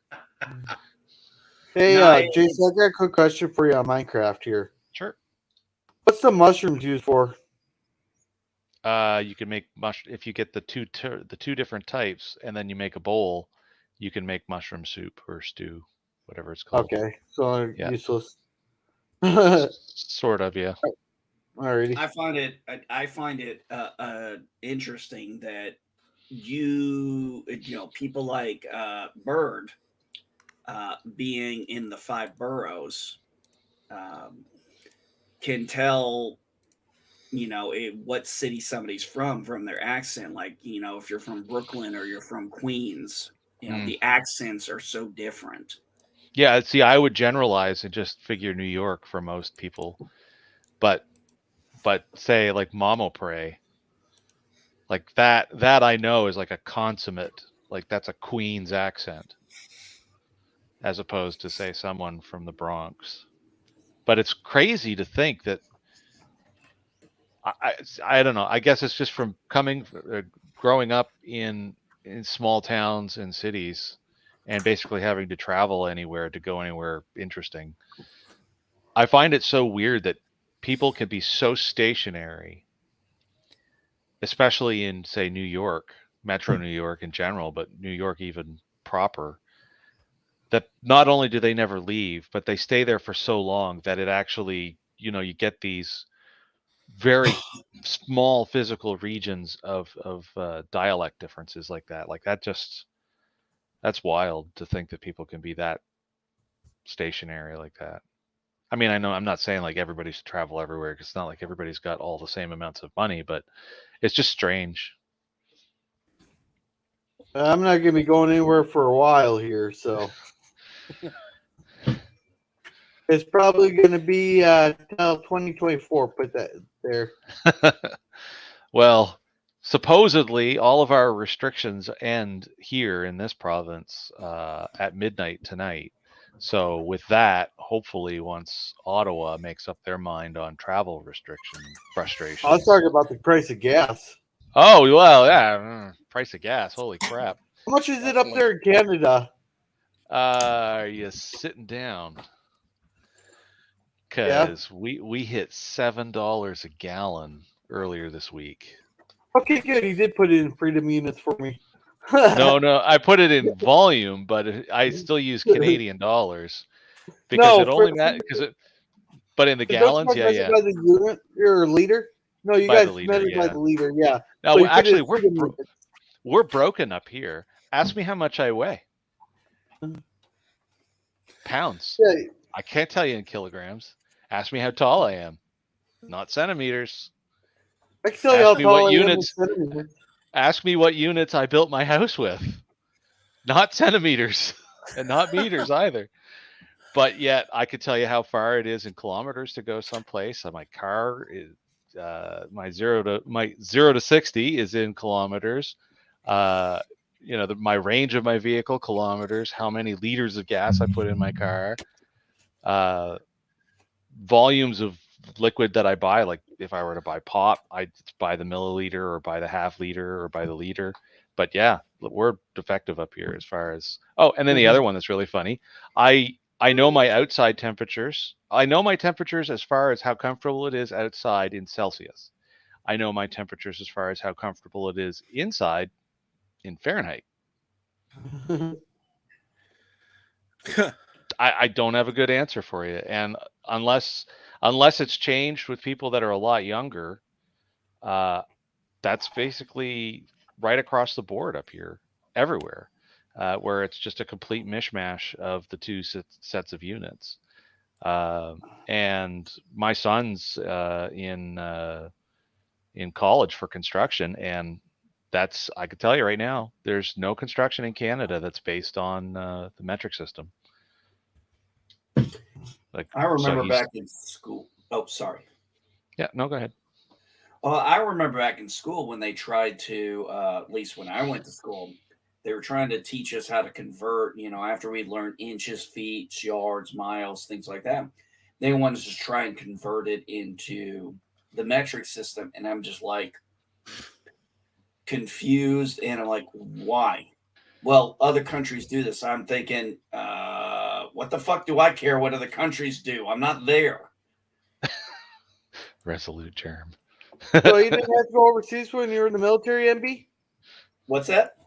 You didn't have to go overseas when you were in the military? No, I went overseas a couple of times. I just never really had to bother with the metric system. The biggest thing was trying to understand currency conversion. Just because I was so used to the way the American dollar worked, the penny, the nickel, the dime, all that stuff. And I would go over here and they'd be like, well, this is 800 drachma. And I had to, get a conversion calendar or get a currency conversion and be like, holy shit, this is cheap as fuck. Now, one of the things that helped me realize, at least for some countries' currencies, is some places don't have pennies. They don't have decimal value on their currency. Right. And that's why the numbers are so distorted as far as the aggregate number. So in Japan, that's why it's 10,000 yen for something that's, $100. Now, I think we had another Canadian on a while back on Captain Trek's panel who mentioned, Canada doesn't have pennies. Oh, we got rid of them because it cost too much to make them. Yeah. So there's talk about the nickel, but I don't know if they'll get rid of that one. But the penny we ditched. So we do the round up, round down. So if you're just using an electronic form of payment, then you pay whatever the actual precise amount is. But if you pay with cash, you do follow standard math rounding rules. So it'll either round down or round up to the nearest 5 cent. And generally it works out. But up here,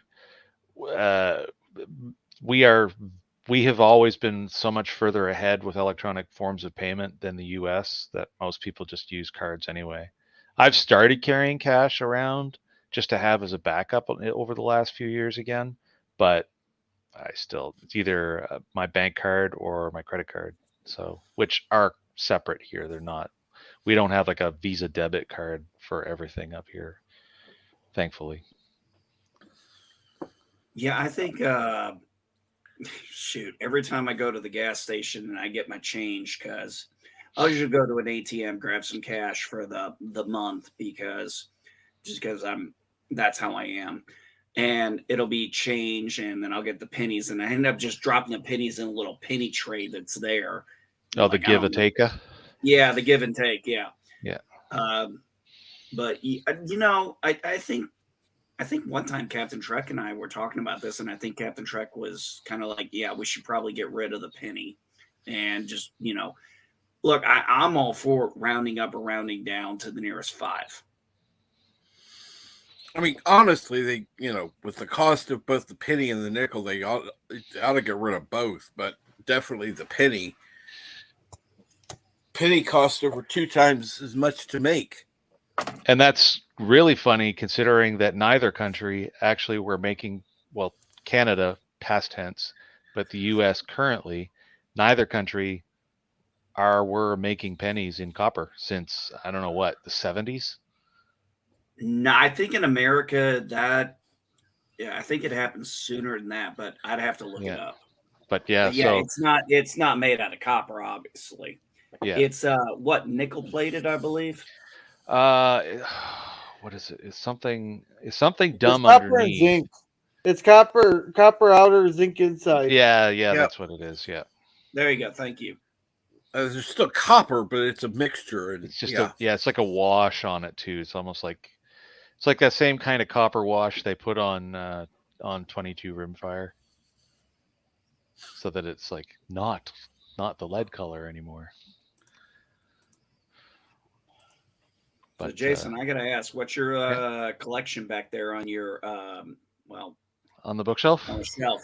Yeah. Well, not the bookshelf, but what's next to the bookshelf? Oh, over that side? Yes, sir. Oh, that's all the boxes for the stuff that's in my system. So motherboard, video card, and then actually, although this isn't in because, well, it's Lego. Oh. Yeah. Oh. Yeah, and that's actually just sitting right down here on the shelf. So it's oh, that's beautiful. all the engines, and the wheels actually roll into, so you can put it into the, where we're going, we don't need roads. So, haha, nice. Not Lego, but when I saw it in my toy store, I just had I have no idea if the wheels will fold in. I don't care. I'm not taking this fucking thing out. You know what was one of the nice things, speaking of Back to the Future stuff, is at Universal Orlando, after they pulled the ride and put it was The Simpsons is what they put in there. They actually took one of the DeLoreans that they actually had on display, and they actually have it set aside during or on one of the side streets so that you can still walk by and see it. Yeah, the train and the car. Yes, they do. When I went there, that ride was gone, but the DeLorean was there. I did get fortunate enough to go and see the Terminator 2 thing, which was kind of always my passion. I always wanted to go see it. Yeah. Yeah, that was, I was actually surprised that they replaced that. And apparently the Jason Bourne experience that they put in there is pretty good, but I was really surprised that they actually pulled that, because even when was the last time we were down there, 2017, it was still crazy how busy the T2 3D was. I mean, it was always busy. Yeah, my wife and I we came up with a great idea. We sent the kids to school that day. We took a day off of work, and we live 2 hours from Orlando. So we went to like MGM, and then another time we went to Islands of Adventure, and it was just like, we got through everything in like 2 hours because there were no kids. There's barely anybody there. We got there at 9. We were done by 12. How mean of you going without the kids? Actually, what's really funny is where our son is well into being an adult now. My wife and I were planning on finally taking a proper trip. Of course, now that all this pandemic nonsense is mostly behind everybody, and we're gonna go to Florida. And we're not taking him with us. And we're gonna go and regress to our childhood for a week or two. Yeah, when we went to Islands Adventure, unfortunately we had to leave because we got on the Harry Potter experience, and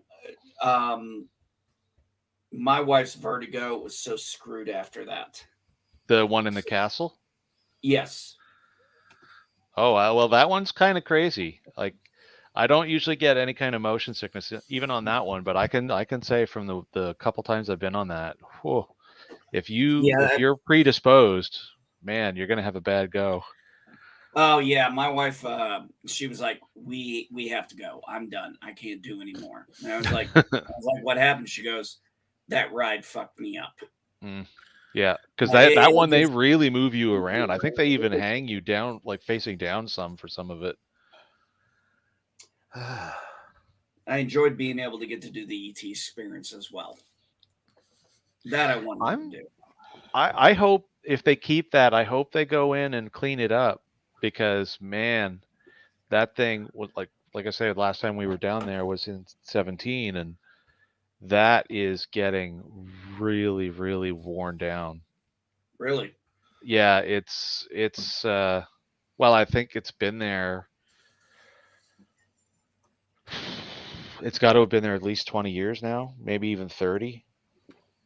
I say probably 30 to 40. Yeah, and yeah, because I think it was probably in there before the 90s for sure. Because that's part of the original Universal Park, so that would have been there for quite some time. But yeah, like you could see all the hand markings from where everybody's touching everything. Everything's kind of worn down. You could tell that some of the alien creature automatons and stuff, when you're going around on the bike, they're kind of showing their age a little bit. One thing I got very fortunate to do when I was in the Marine Corps was we went to California to do a 2-month exercise, and during that time we got a few days off, and we ended up going to Vegas, and I got to experience the Star Trek experience before it shut down, and I was. I walked in and I was enjoying it. And this one guy who, they're all in costume. He goes, how long you been in the Marine Corps? And I was like, about 2 years. He's like, Semper Fi. And then I had this shirt on from this role-playing game I played called Vampire the Masquerade. Mm-hmm. And I went down to Quark's bar and I was 21. So I was like, I can get a beer. And I saw on the list when I was getting food. And I was like, I want the Romulan ale. And turned out somebody recognized my shirt and ended up paying for my meal because they liked the game I played. Nice.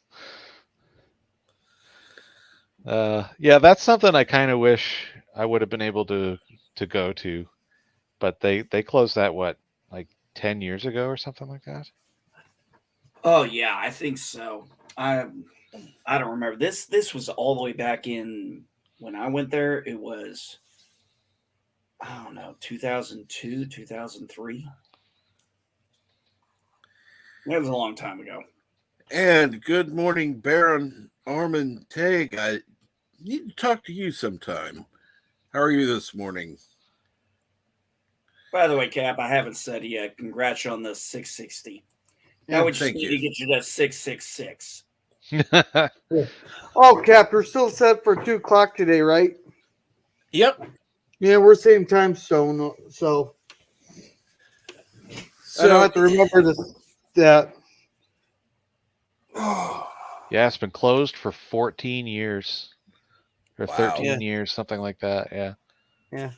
Man, that's too bad. Yeah. Oh, now Jason, I know.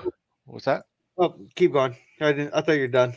I was gonna say, what would be really cool to see somebody do properly, Disney, is a large ship from something sci-fi be both a hotel and some form of amusement facility all in one.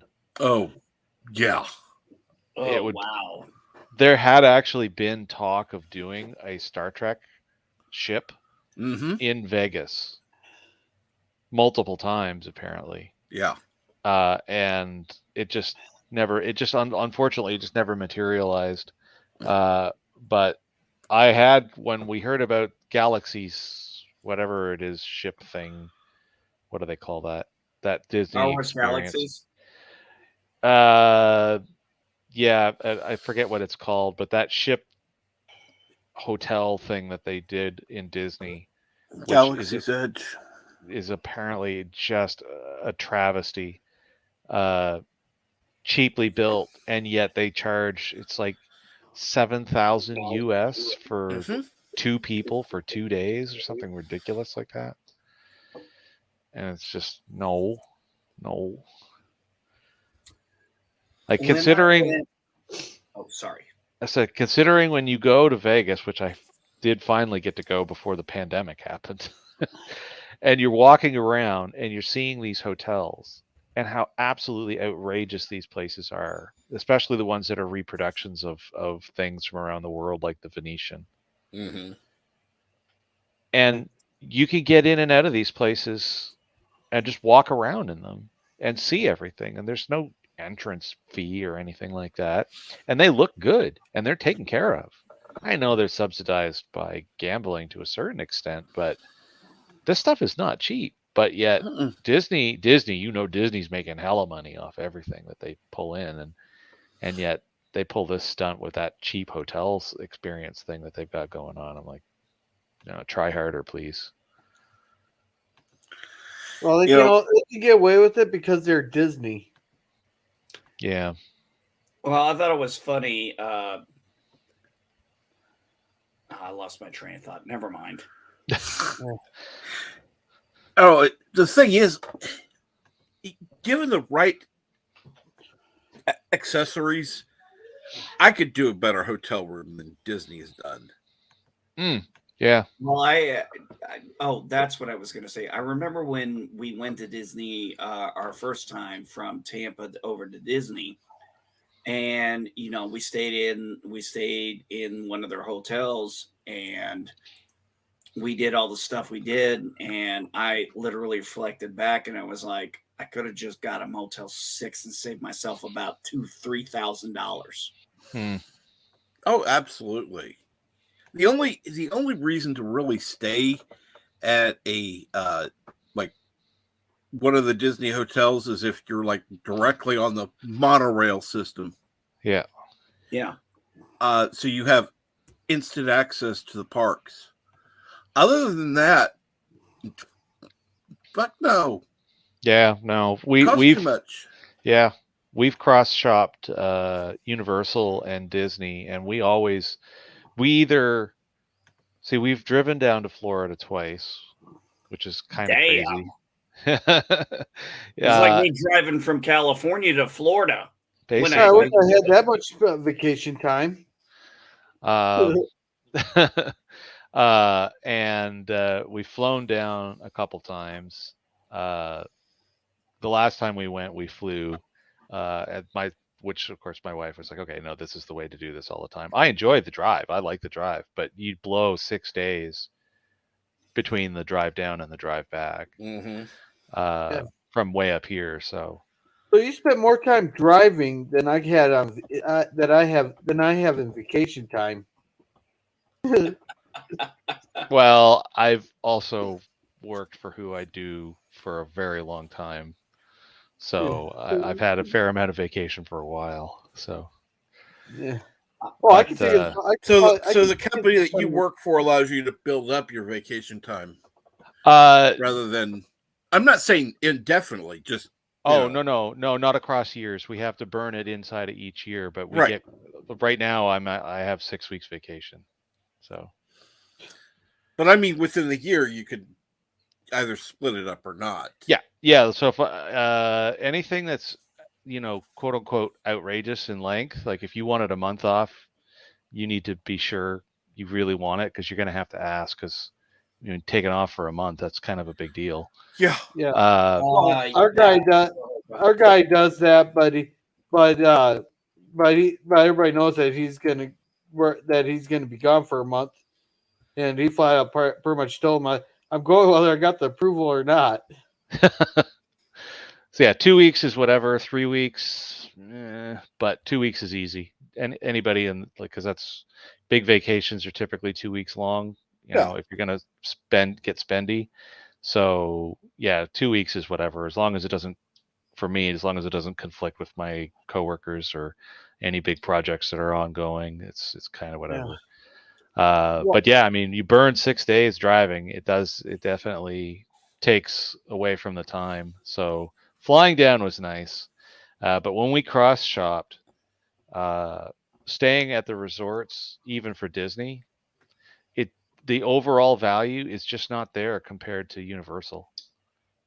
Like Disney is just, I mean, Universal's not a whole lot cheaper, but the overall value that you get is so much higher because of a lot of the facilities at Universal. They actually include park tickets and express pass as part of your stay. So which is typically not what you get at Disney unless you spend an absolutely obscene amount of money. So The only reason we really stayed in a nice hotel was because it was the whole family. When I go to and I'm a heavy metal hard rock guy, so I'll go to like rock fests, and I'm like, I'll find a Motel 6 30 minutes from where the place is because one, it's cheaper, two, it's not booked up. And I'm just like, I don't care. I'm like, I just want this place to sleep at night. I don't give a shit about the amenities. If there's a shower, a pot, and a bed, I'm good. Generally speaking, I don't mind that policy in most areas. I did, however, learn don't assume the same chain is going to have reasonable accommodations in Alexandria. Well, I can tell you, man. Jason, there about my hotel experience down in Kansas City. But I'll sum it up here with one question. Yeah. You're next to a major interstate. You're next to one of the major attractions for the city, and the price of the hotel is $39 a night. They probably have an hourly rate. Well, I gave the supervisor crap about that when we eventually got a new hotel. I gave the supervisor, we're going down to a plant to help him. I gave him crap. I was like, God, you guys set us up in Hooker Hotel. You guys don't even bother paying for one for us? Oh, goodness. So the first time. I don't have a story that good. I remember I went to go pick up my daughter and go to my cousin's wedding. And I was in my hometown of Granite City, Illinois. And I show my ID card because I was still military, but I still had my driver's license because I wasn't required to change it per Illinois law.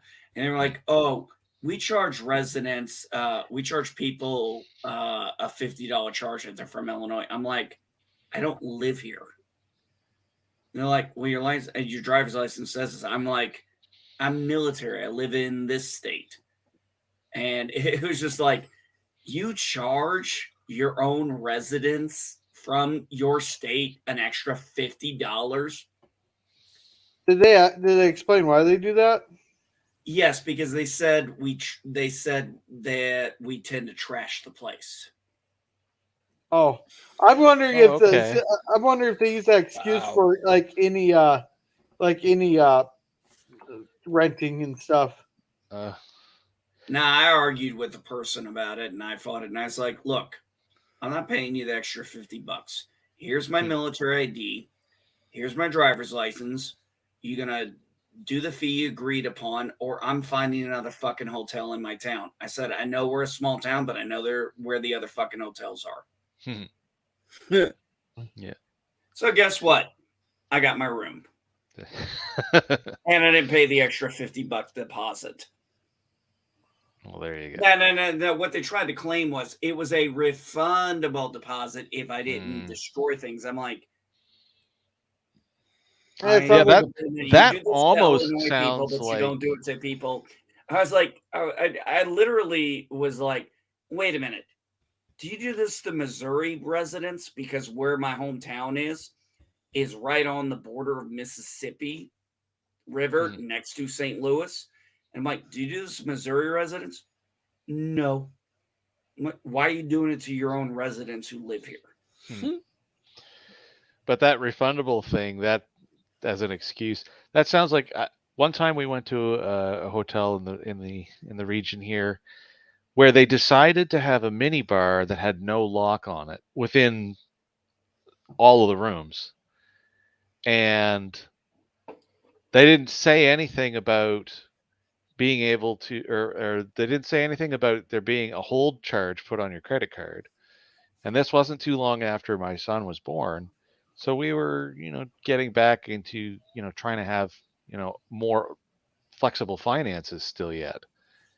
And Right. all of a sudden I got a $450 hold charge on my credit card that while we're trying to have, a short little bit of a summer vacation. And I was highly unimpressed, but at this point we were already well there, and it was like, son of a bitch. But Sounds like you I had a was Home not Alone. happy. Sounds like you had a Home Alone 2 experience. Yeah, I was not happy. But that story, Gorilla. So here we are coming back up from Florida from our first time we drove down, and we were just kind of open ended after we the drive back. We planned to stop in Wilmington because I wanted to go check out the USS North Carolina Battleship Museum, which was really cool, by the way. If you can ever get to see one of the fairly well taken care of battleship museums that are around in the States, definitely check out at least one of them, because man, that was a really cool experience. And after that, my parents actually had gone down with us in their own car, and they went their own direction, and then we went and took off ours. But we didn't know what we were going to do ourselves, just the three of us, what we were going to go and do. We thought we were going to try to spend a day or two in New York City. And the best thing that we were going to do at that moment was we drove from Wilmington to Alexandria, so just outside of DC, and just tried to find a hotel to stay at.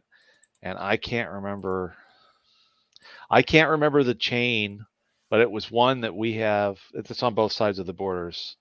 So it wasn't Motel 6. It was like it was either like a Holiday Inn line or Comfort / Quality series. Right. And man, it was $59, which we thought was pretty good, because 59 US, you flip it to Canadian, and then it's a couple extra bucks. Right. So it's like, we're here for one night, and then we're gonna move on and do our thing. The carpet was sticky. I mean, all the carpet was sticky. We had to tell our son to keep his sandals on at all times, because I was just like, and it was, and you kind of looking around too, and it was like, this is kind of a sketchy part of town.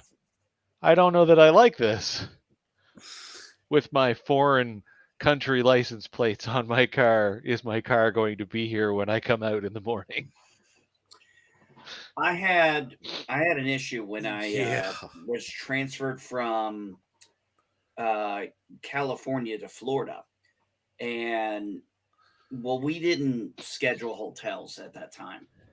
And I get in this place, and it turns out the city I'm in, there's some big fucking event going on that I, of course, had no clue about. So I'm driving around for hours. I mean, literally hours, trying to find a hotel that actually has a room.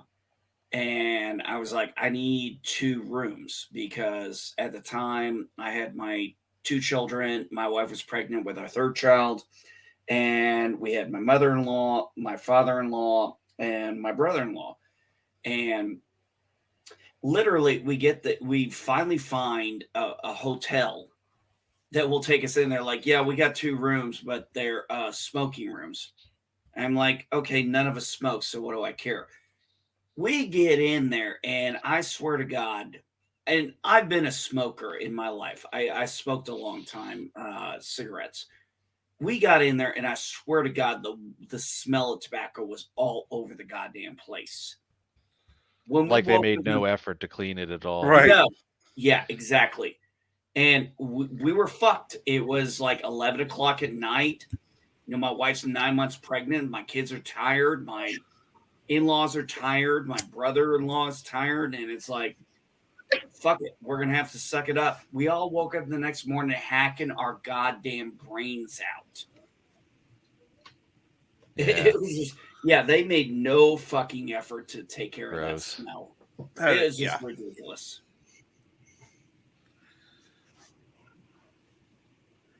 which is one of the reasons I went to vaping. Oh.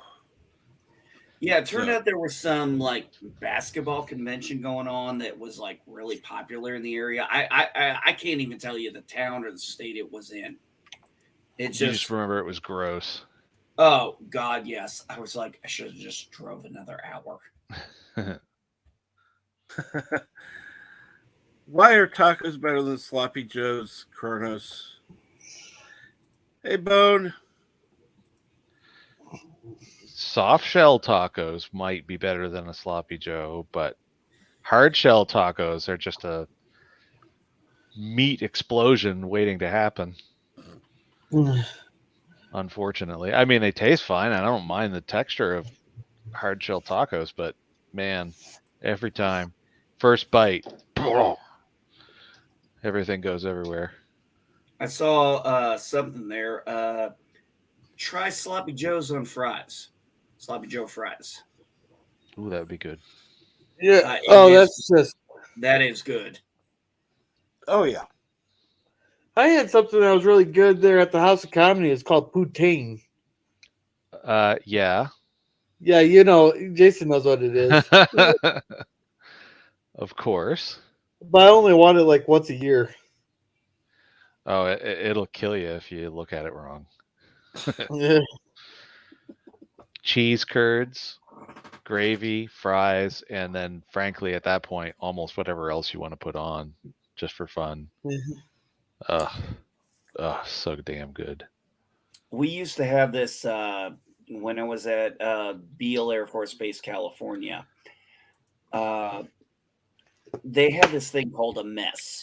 And what it was basically hash browns, onions, sausage, bacon, and gravy all over it. And it was the most popular thing in our entire base. And it was like, boy, we just really are trying to kill ourselves. Oh, what the heck? Once in a while, it doesn't hurt. Once in a while, you should have seen the orders. They would literally, we would have an airman come in and literally pick up 10 orders for his unit. Oh, that's man. how popular that fucking thing was. You know what evil, sinister thing just jumped into my mind was that scene from Band of Brothers, which is, from everything I understand, not made up. But when Sobel let them have a big spaghetti dinner and then busted their hump out to in full gear to go up and down Currahee. Man, I just big nasty gravy ball in you, and then all of a sudden someone decides to PT you into the ground. Yeah, I remember those days. That was the worst thing about being in Marine Corps boot camp was we went to chow, and Monday, Wednesday, Friday after chow we went to PT, and I made the mistake of having eggs. That let's just say that did not work out too well. I was going to say that obviously this was not a good choice. You wouldn't have brought it up otherwise, but I've never really thought about it. But nah, because unfortunately, when we were not doing something on the exercise course, we had to run in place. And I'm sitting there with my stomach just like in knots. I'm like nauseated. I'm just like, God. And my drill instructor is just yelling at me, and I ended up.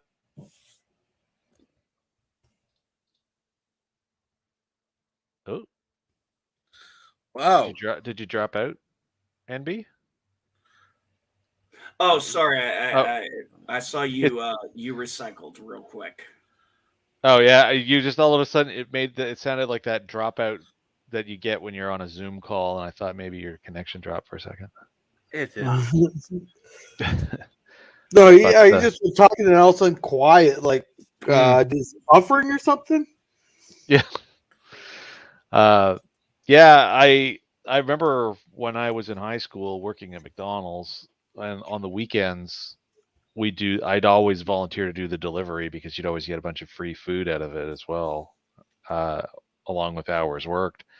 And I'd eat my face off, and we'd go empty a half an 18-wheeler, and didn't bother me. But of course, I wasn't outside in the heat with whatever all gear they probably made you wear half the time when you were doing PT, because you're not always just out there in shorts and a t-shirt. And I had air conditioning, so I had an experience. Our first uniform inspection, and I went to San Diego for Marine Corps boot camp in the winter. I went in December, and we had our first one, and we had to stand at attention. There were 6 other units ahead of us. By the time I got to me, my hands were, and here's the thing, you see the sun coming up, and you're just like, could you please get over here because I'm freaking cold? By the time, because I had to do what was called manual of arms, Right. to show my rifle, and my hands were so fucking cold, I could not pull my charging handle back right away. oh no. Yeah, and and he was pissed, and then he grabbed somebody else, and finally, because my hands had finally been able to move because I had to stay at attention so long, that I got some circulation back, and I was able to pull the charging handle back the next time. And that's on a M16, right? Uh, I think he's. Yes, it was an M16. Yeah, so that Yeah. it should have been. So it shouldn't have been that hard, man. Your hands must have been just wrecked. I couldn't get my hands to. I couldn't get my hands to adjust to pull the charging handle back. Oh, I mean, man. I could get everything else done, pulling the rifle up and everything, but pulling the Yeah. charger, I couldn't get my hands. I couldn't get my fingers to move properly, and I was, what the fuck? Yeah, you can't get your claw shape out to grab it, right? exactly. Oh, That is and exactly it. Yes, I couldn't get it to do this. I was like, my hands was like, poo poo. It's like your hand turned into a Lego mitt, just like. And the guy next to me, and after I had already gotten shit from the drill instructor, the guy next to me had these very thick sunglasses. We called him Radar from MASH. Oh, nice. And he walked right up to him and was like, can you see me? Do I look like a goldfish to you? And literally, I'm standing at attention now, and I'm like, that was funny, but I can't laugh. Yeah. I always assumed if you started laughing, really definitely will get you run up on even harder. And good afternoon, I believe, Courtney, because I think she's Eastern. And hello, Squeaky Mouse. How are you? And thank you very much. Oh, excuse me.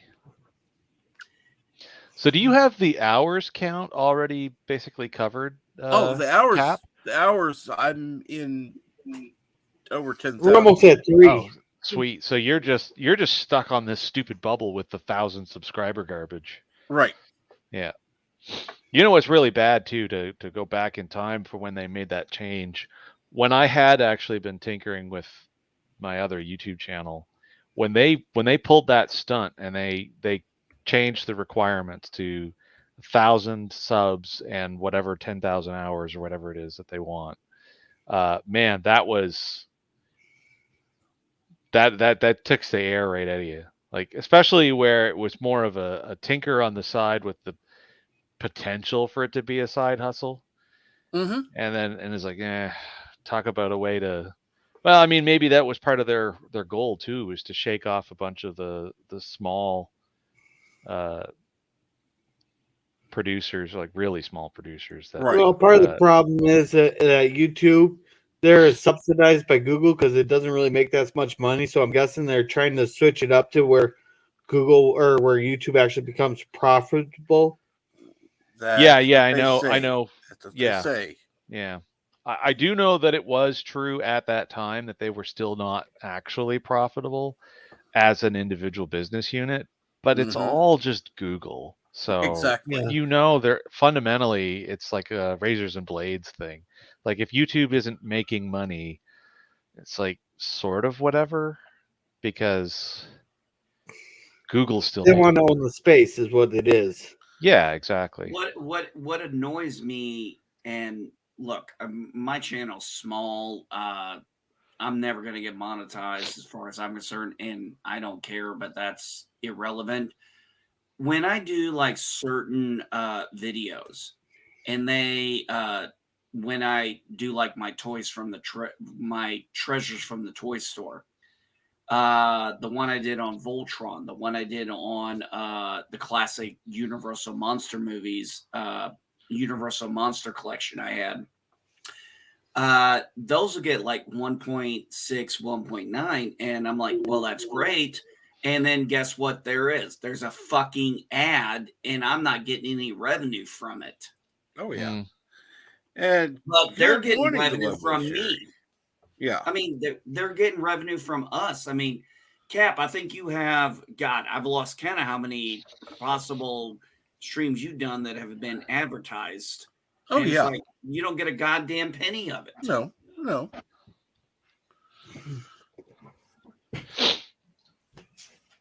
Yeah, it's a thing. It's really weird how, and especially since the whole adpocalypse process was fired up by, who was it, Washington Post, who caused that to all start? When they started snooping around, what's his face there from Sweden?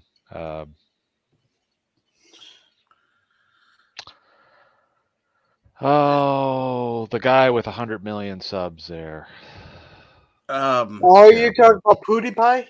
Yeah, when Washington Post went after PewDiePie, that was what started a lot of the ad revenue impact on a lot of places. But much to NB's point, one of the most frustrating things to see come out of YouTube behavior has been the fact that they never actually implemented it broad across the board, where if you're not monetizable, then there's no ads, or that they were still running ads for some companies on channels that theoretically they shouldn't have been running ads on because it was content that they quote unquote don't like anymore, but yet there they are running the ads on, either running them for people where they're going to get revenue off of it, or running the ads and you're not getting anything. So I mean, my sort of answer is I pay for YouTube Premium mostly because of the music side of it. And because of that, anytime I'm watching, that's why I've got the stream still running on the other monitor. Anytime I continue watching the content, that's a watch time share that gets cut over to you. Right. That you'll actually get once you, like, especially once you're monetized, you'll actually get some of that. So anybody out there that's got longer stream videos, that's why so many people have kind of been switching towards the streaming, is for those people that do pay for a subscription, some of that subscription share that goes to the content producers rolls through more for longer hour watches. So I think honestly, I think YouTube's forgot what are the people who run YouTube right now, the higher echelon. I think they've kind of forgotten what the purpose of YouTube was. And, you know, they don't care. What's Honestly, that, they don't care as long as they make profit, which with the bigger creators, like, you know, the network TV, you know, they pay to be on. So yeah, they're making money. Well, yeah, they're making money, but then you have people like us who, you know, we do this and we promote each other, which is completely the stark opposite of what YouTube does. In fact, I've started to wonder if YouTube is hoping we don't promote each other. Oh, absolutely. Because I think Absolutely. that's why because I think it's why Cap, your channel has not grown as much as 2 years ago or 3 years ago when I first met you. And I'm like, you've got a good product. And it would Well, be like, we talk about, subscriptions, watches, and then shit would get deleted. And it's kind of like, what are these overlords doing? Are they trying to fuck you? And yeah, I understand the pissing off of that. It's like you're trying to do something. You're trying to do something. You're trying to have fun with it. We're trying to promote other channels. And it's like, oh, no, fuck you. Well, it's But they almost sure as like hell love. Oh, sorry. I was to say, it's almost like they're pissed that you're finding a way around their algorithm. well, that's another thing. They have their recommended channels. What are they always recommending? Corporate channels. Well, see, I this mean, is the there thing are a that few here and there that aren't, but I mean, I don't ever see any that are from small channels. They're usually at least like bird size. I was gonna say, see, if it wasn't for the fact that it would probably drive me crazy to use one of my other accounts that isn't tied into my subscription, Mm-hmm. and then I'd have to watch ads, a lot of ads, and I'd also obviously have to transfer a lot of subscriptions over to make this work proper. I wonder if any of us who are paying customers to YouTube are exempt from some of the weirdness with the algorithm, because I've never been unsubscribed from anybody ever.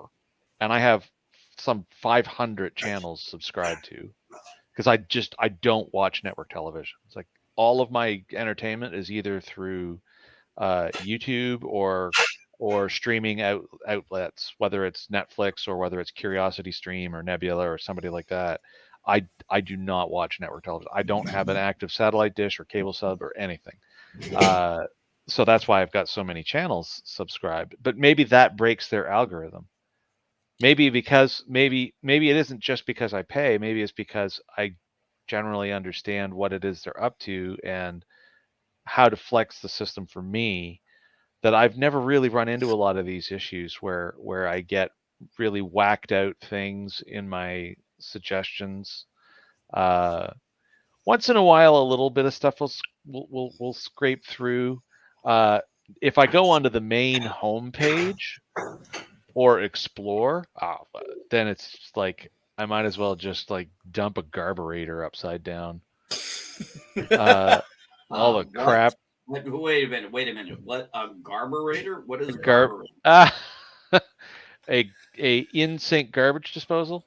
Ah, Yeah. Yep. Yeah, believe it or not, garburator is an odd, if not slang word for it. But yeah. sorry, I had to ask. I've never. No. I know that the only time I ever was exposed to one was when I lived in Goose Bay when I was a kid, and Goose Bay was a shared NATO base, so that's all I ever understood it to be called. So somebody we encountered at some point when I was living up there called it that, and then it just stuck. So, and hello, Star Trek nitpickers. How are you today? I have not had satellite in. Actually, I'm going to be honest. I've freaking lost count of how long it's been, and the reason why I came to YouTube, to this community that we have, is because we were seeing a lot of stuff, and you got the quote unquote experts telling us we're stupid for not enjoying this. When we're like, this is not the content for that IP. Yep. Oh. And well, I think if anything, you could maybe put it into a statement of YouTube. And I don't mean early YouTube, because I mean first YouTube video was a trip to the zoo from the two guys that created it. Right. But say YouTube 3 or 4 years later, when people kind of realized what this outlet provided, YouTube was a way in which anyone could produce content that there's always going to be a reasonable audience for, that large studios and legacy media have no interest in at all, because they would view it as, that's your PBS channel, whatever stuff, your local UHF frequency TV show kind of thing. I know and- what UHF means, by the way. Well, no, I'm just Yeah. I was a radio guy. I know VHF, UHF, and all that fun shit. yeah, ultra high frequency, yeah. Yep. And I think when you've got the legacies pushing so hard back on Google or Alphabet, legally speaking, right now, right. It's kind of a no wonder that you get the reactions and the actions, even some of them being proactive, that you get, where they try to refocus everything back to these monolithic networks that are actually paid for by the legacy media in some cases. Yep. And like, people just push back. They either start, actually, here's a great one for you. Actually, this kind of feeds into an awful lot of what we're talking about. When I brought up CuriosityStream a few minutes ago, well, CuriosityStream and Nebula were both basically created because YouTube, as poor rambling Canuck knows, has a hate on for anything that has to do with history. Mm-hmm. So some of the best history channels that have highly produced content that have been on the platform for years have had to start creating two versions of it. Well, one version and then cut one down to go on YouTube. And then they're constantly saying, to see the full uncut version or the extended version or whatever you want to call it, please go to my partner network, Nebula or CuriosityStream. And yeah, I don't know what it is about those kinds of warning signs to Alphabet that they don't understand, that if they affect the type of content that chooses to come and make itself a home on their platform, that they're going to lose it. It will go someplace else. Another YouTube will happen. Yeah, that's already happened. Rumble. Well, Yeah. no. When I say happen, we need to put this into the context of the big happening, which was MySpace is never going away. MySpace owns all of the internet. MySpace is dead. GeoCities is dead. Alta Vista is dead.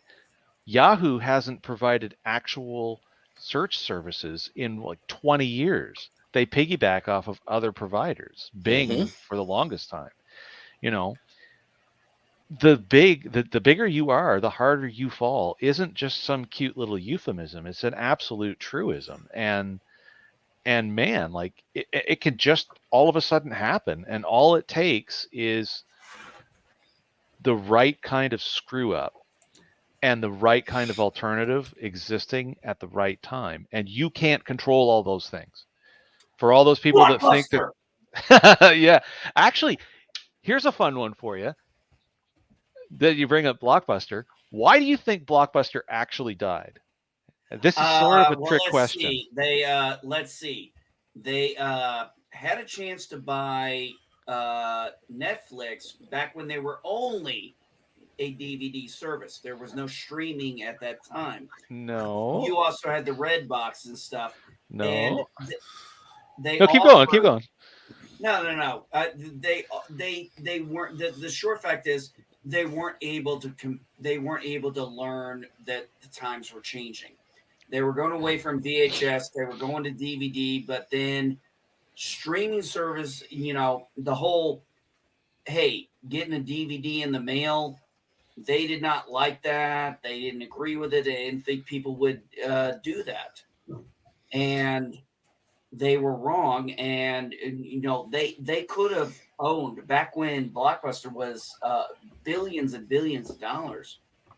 Netflix offered to they bought out. they said yeah, and Blockbuster said no, and then Netflix got really successful, and Blockbuster tried to buy them back, and they're like, "Nah, we're good." Now, as far as the DVD rental service, that was only through the mail. That was only available in the States. So, Right. where everybody present besides myself is from the U.S., it'll be easy for me to ask this question. What's the number one reason why people gravitated to DVDs in the mail? Because they didn't have to go out anywhere. No. Now, Gorilla, this might not be as big an influence on your mind because you're a little bit younger than us, but what was the worst thing ever with video stores? Not having the shit available. Well, that's definitely that was an annoyance. But what was the worst thing about Late video fees? stores? Now we're talking. Yes. Now this is where this reason why I want to go down this rabbit hole is because a lot of people get the real killer of Blockbuster wrong, and the real killer for Blockbuster is exactly correlative to the whole issue of when you forget what your product is for and you forget why you're actually in business. Blockbuster made almost all of its revenue off of late fees. That's why they died, because they did not, their business focus stopped being on entertainment and became a business based on penalties. They were bringing in an enormous amount of money on late fees, on returns, and they became addicted to it. And they're not the only company that's had that problem. Circuit City died because all of their revenue came from... Anybody got a guess? I didn't shop at Circuit City much. All their revenue came from extended warranties. That's what I was thinking. Yeah, every single cent of revenue, or not revenue, sorry, profit. They were selling everything at cost or below, and they made it all up on extended warranties. And when people realized it was a scam, it was over. It's like, it's funny you bring that up, Jason, because it's like anytime I go to like a Walmart or anything, like, do you want the extended warranty on this? No. It's not worth the money. It's not worth it, because I learned that mistake where I've actually taken the extended warranty and then got fucked because so many conditions. Yeah, so many conditions. I'm just like, do you have the receipt? I'm like, I have the product. Blah blah blah. Whatever the case may be. Yeah. It was just kind of like, they, when I go to GameStop and I buy game, do you want to spend $2 on the extended warranty? No. Either the game works or it doesn't. Yeah, if it doesn't work, I'm bringing it back in the next, 12 hours or 24 hours.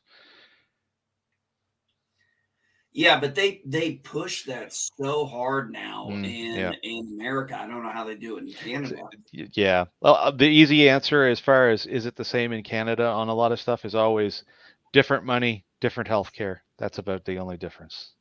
Everything else is pretty similar right down the wire.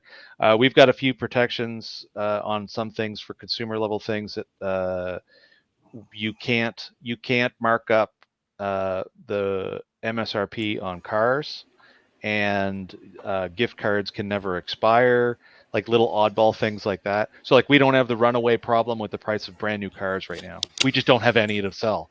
They're all gone. And hello, Michael T. What's going on?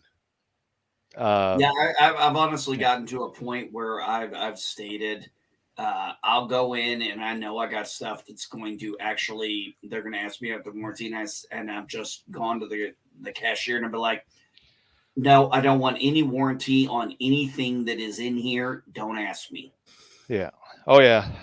And yeah, like up here in Canada, the big electronics store for the longest time was an outfit called Future Shop, and Best Buy bought them out, I don't know, 15 or 17 years ago, and then eventually started converting some of them over to Best Buy. And as much as, people may have their issues with Best Buy in the States, and, you hear this, well, everybody has issues with everybody at some point, but one of the big changes, and this is another one of these, when you forget why you're there, you forget what the core business is supposed to be about, so that you can keep your customers happy and keep eyeballs or keep dollars rolling in, or whatever the case may be. Yep. Is that Future Shop was extremely big on pushing commission for their salespeople.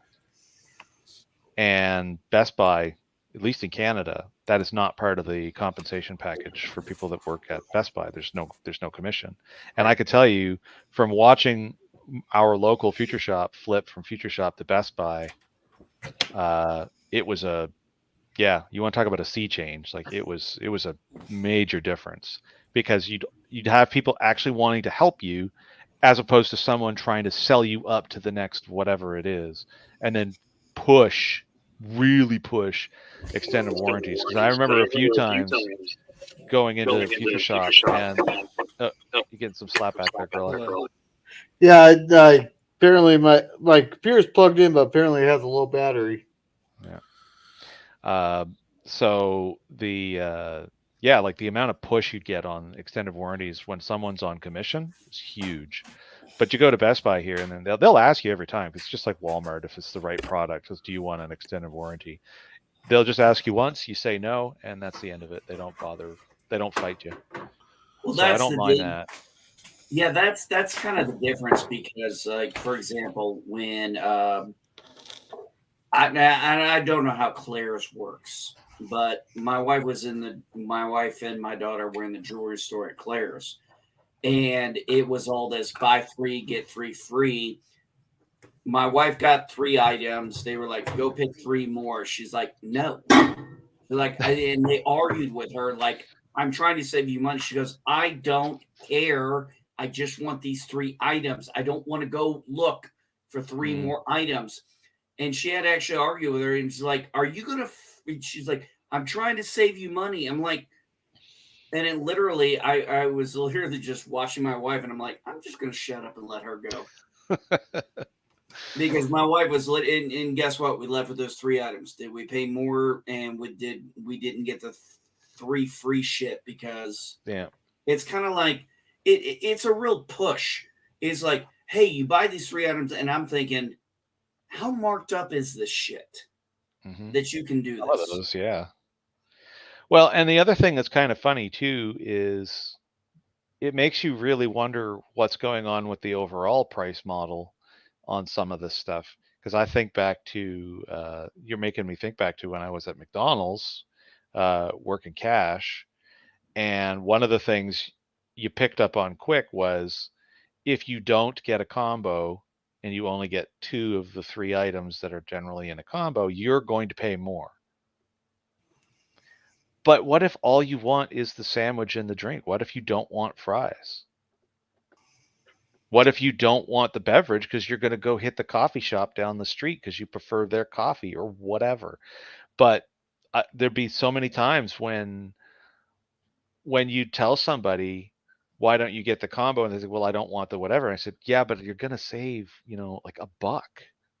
And back in the 90s or early 90s, this would have been, $1 would have been a significant percentage of the price of the food you ordered, because it didn't cost then in dollars what it does now to go to McDonald's. Holy cow. But yeah, they just, no, they'd spend more, but at least, and of course, growing up and kind of cluing into some of this stuff, they're probably looking at it more from the perspective of, I don't want to waste it.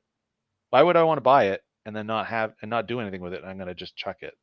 Or in the case of the buy 3 get 3, well, now what do I do with these 3 items? Give them the Goodwill.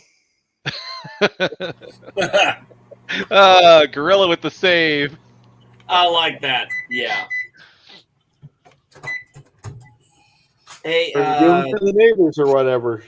You don't have to keep it. Just make them. Hey, just real quick. Sorry, I don't mean to interrupt you, Gorilla. I'm gonna head out. I got about 90 minutes before I start my stream. Cap, thanks for having me on. Jason, great to meet you. Good to see you. Gorilla, always a pleasure. I'm doing. We're doing history of film at 3 p.m. And we're talking about certain. Let's see, Shirley Temple, Charlie Chaplin, and Buster Keaton. Cool. Oh, cool. So y'all have a blessed one and take care. You too. Thank you. Oh, now we're in tall mode, so now I have to sit very, very straight. Oh, there, that's better. Now I could be all lazy.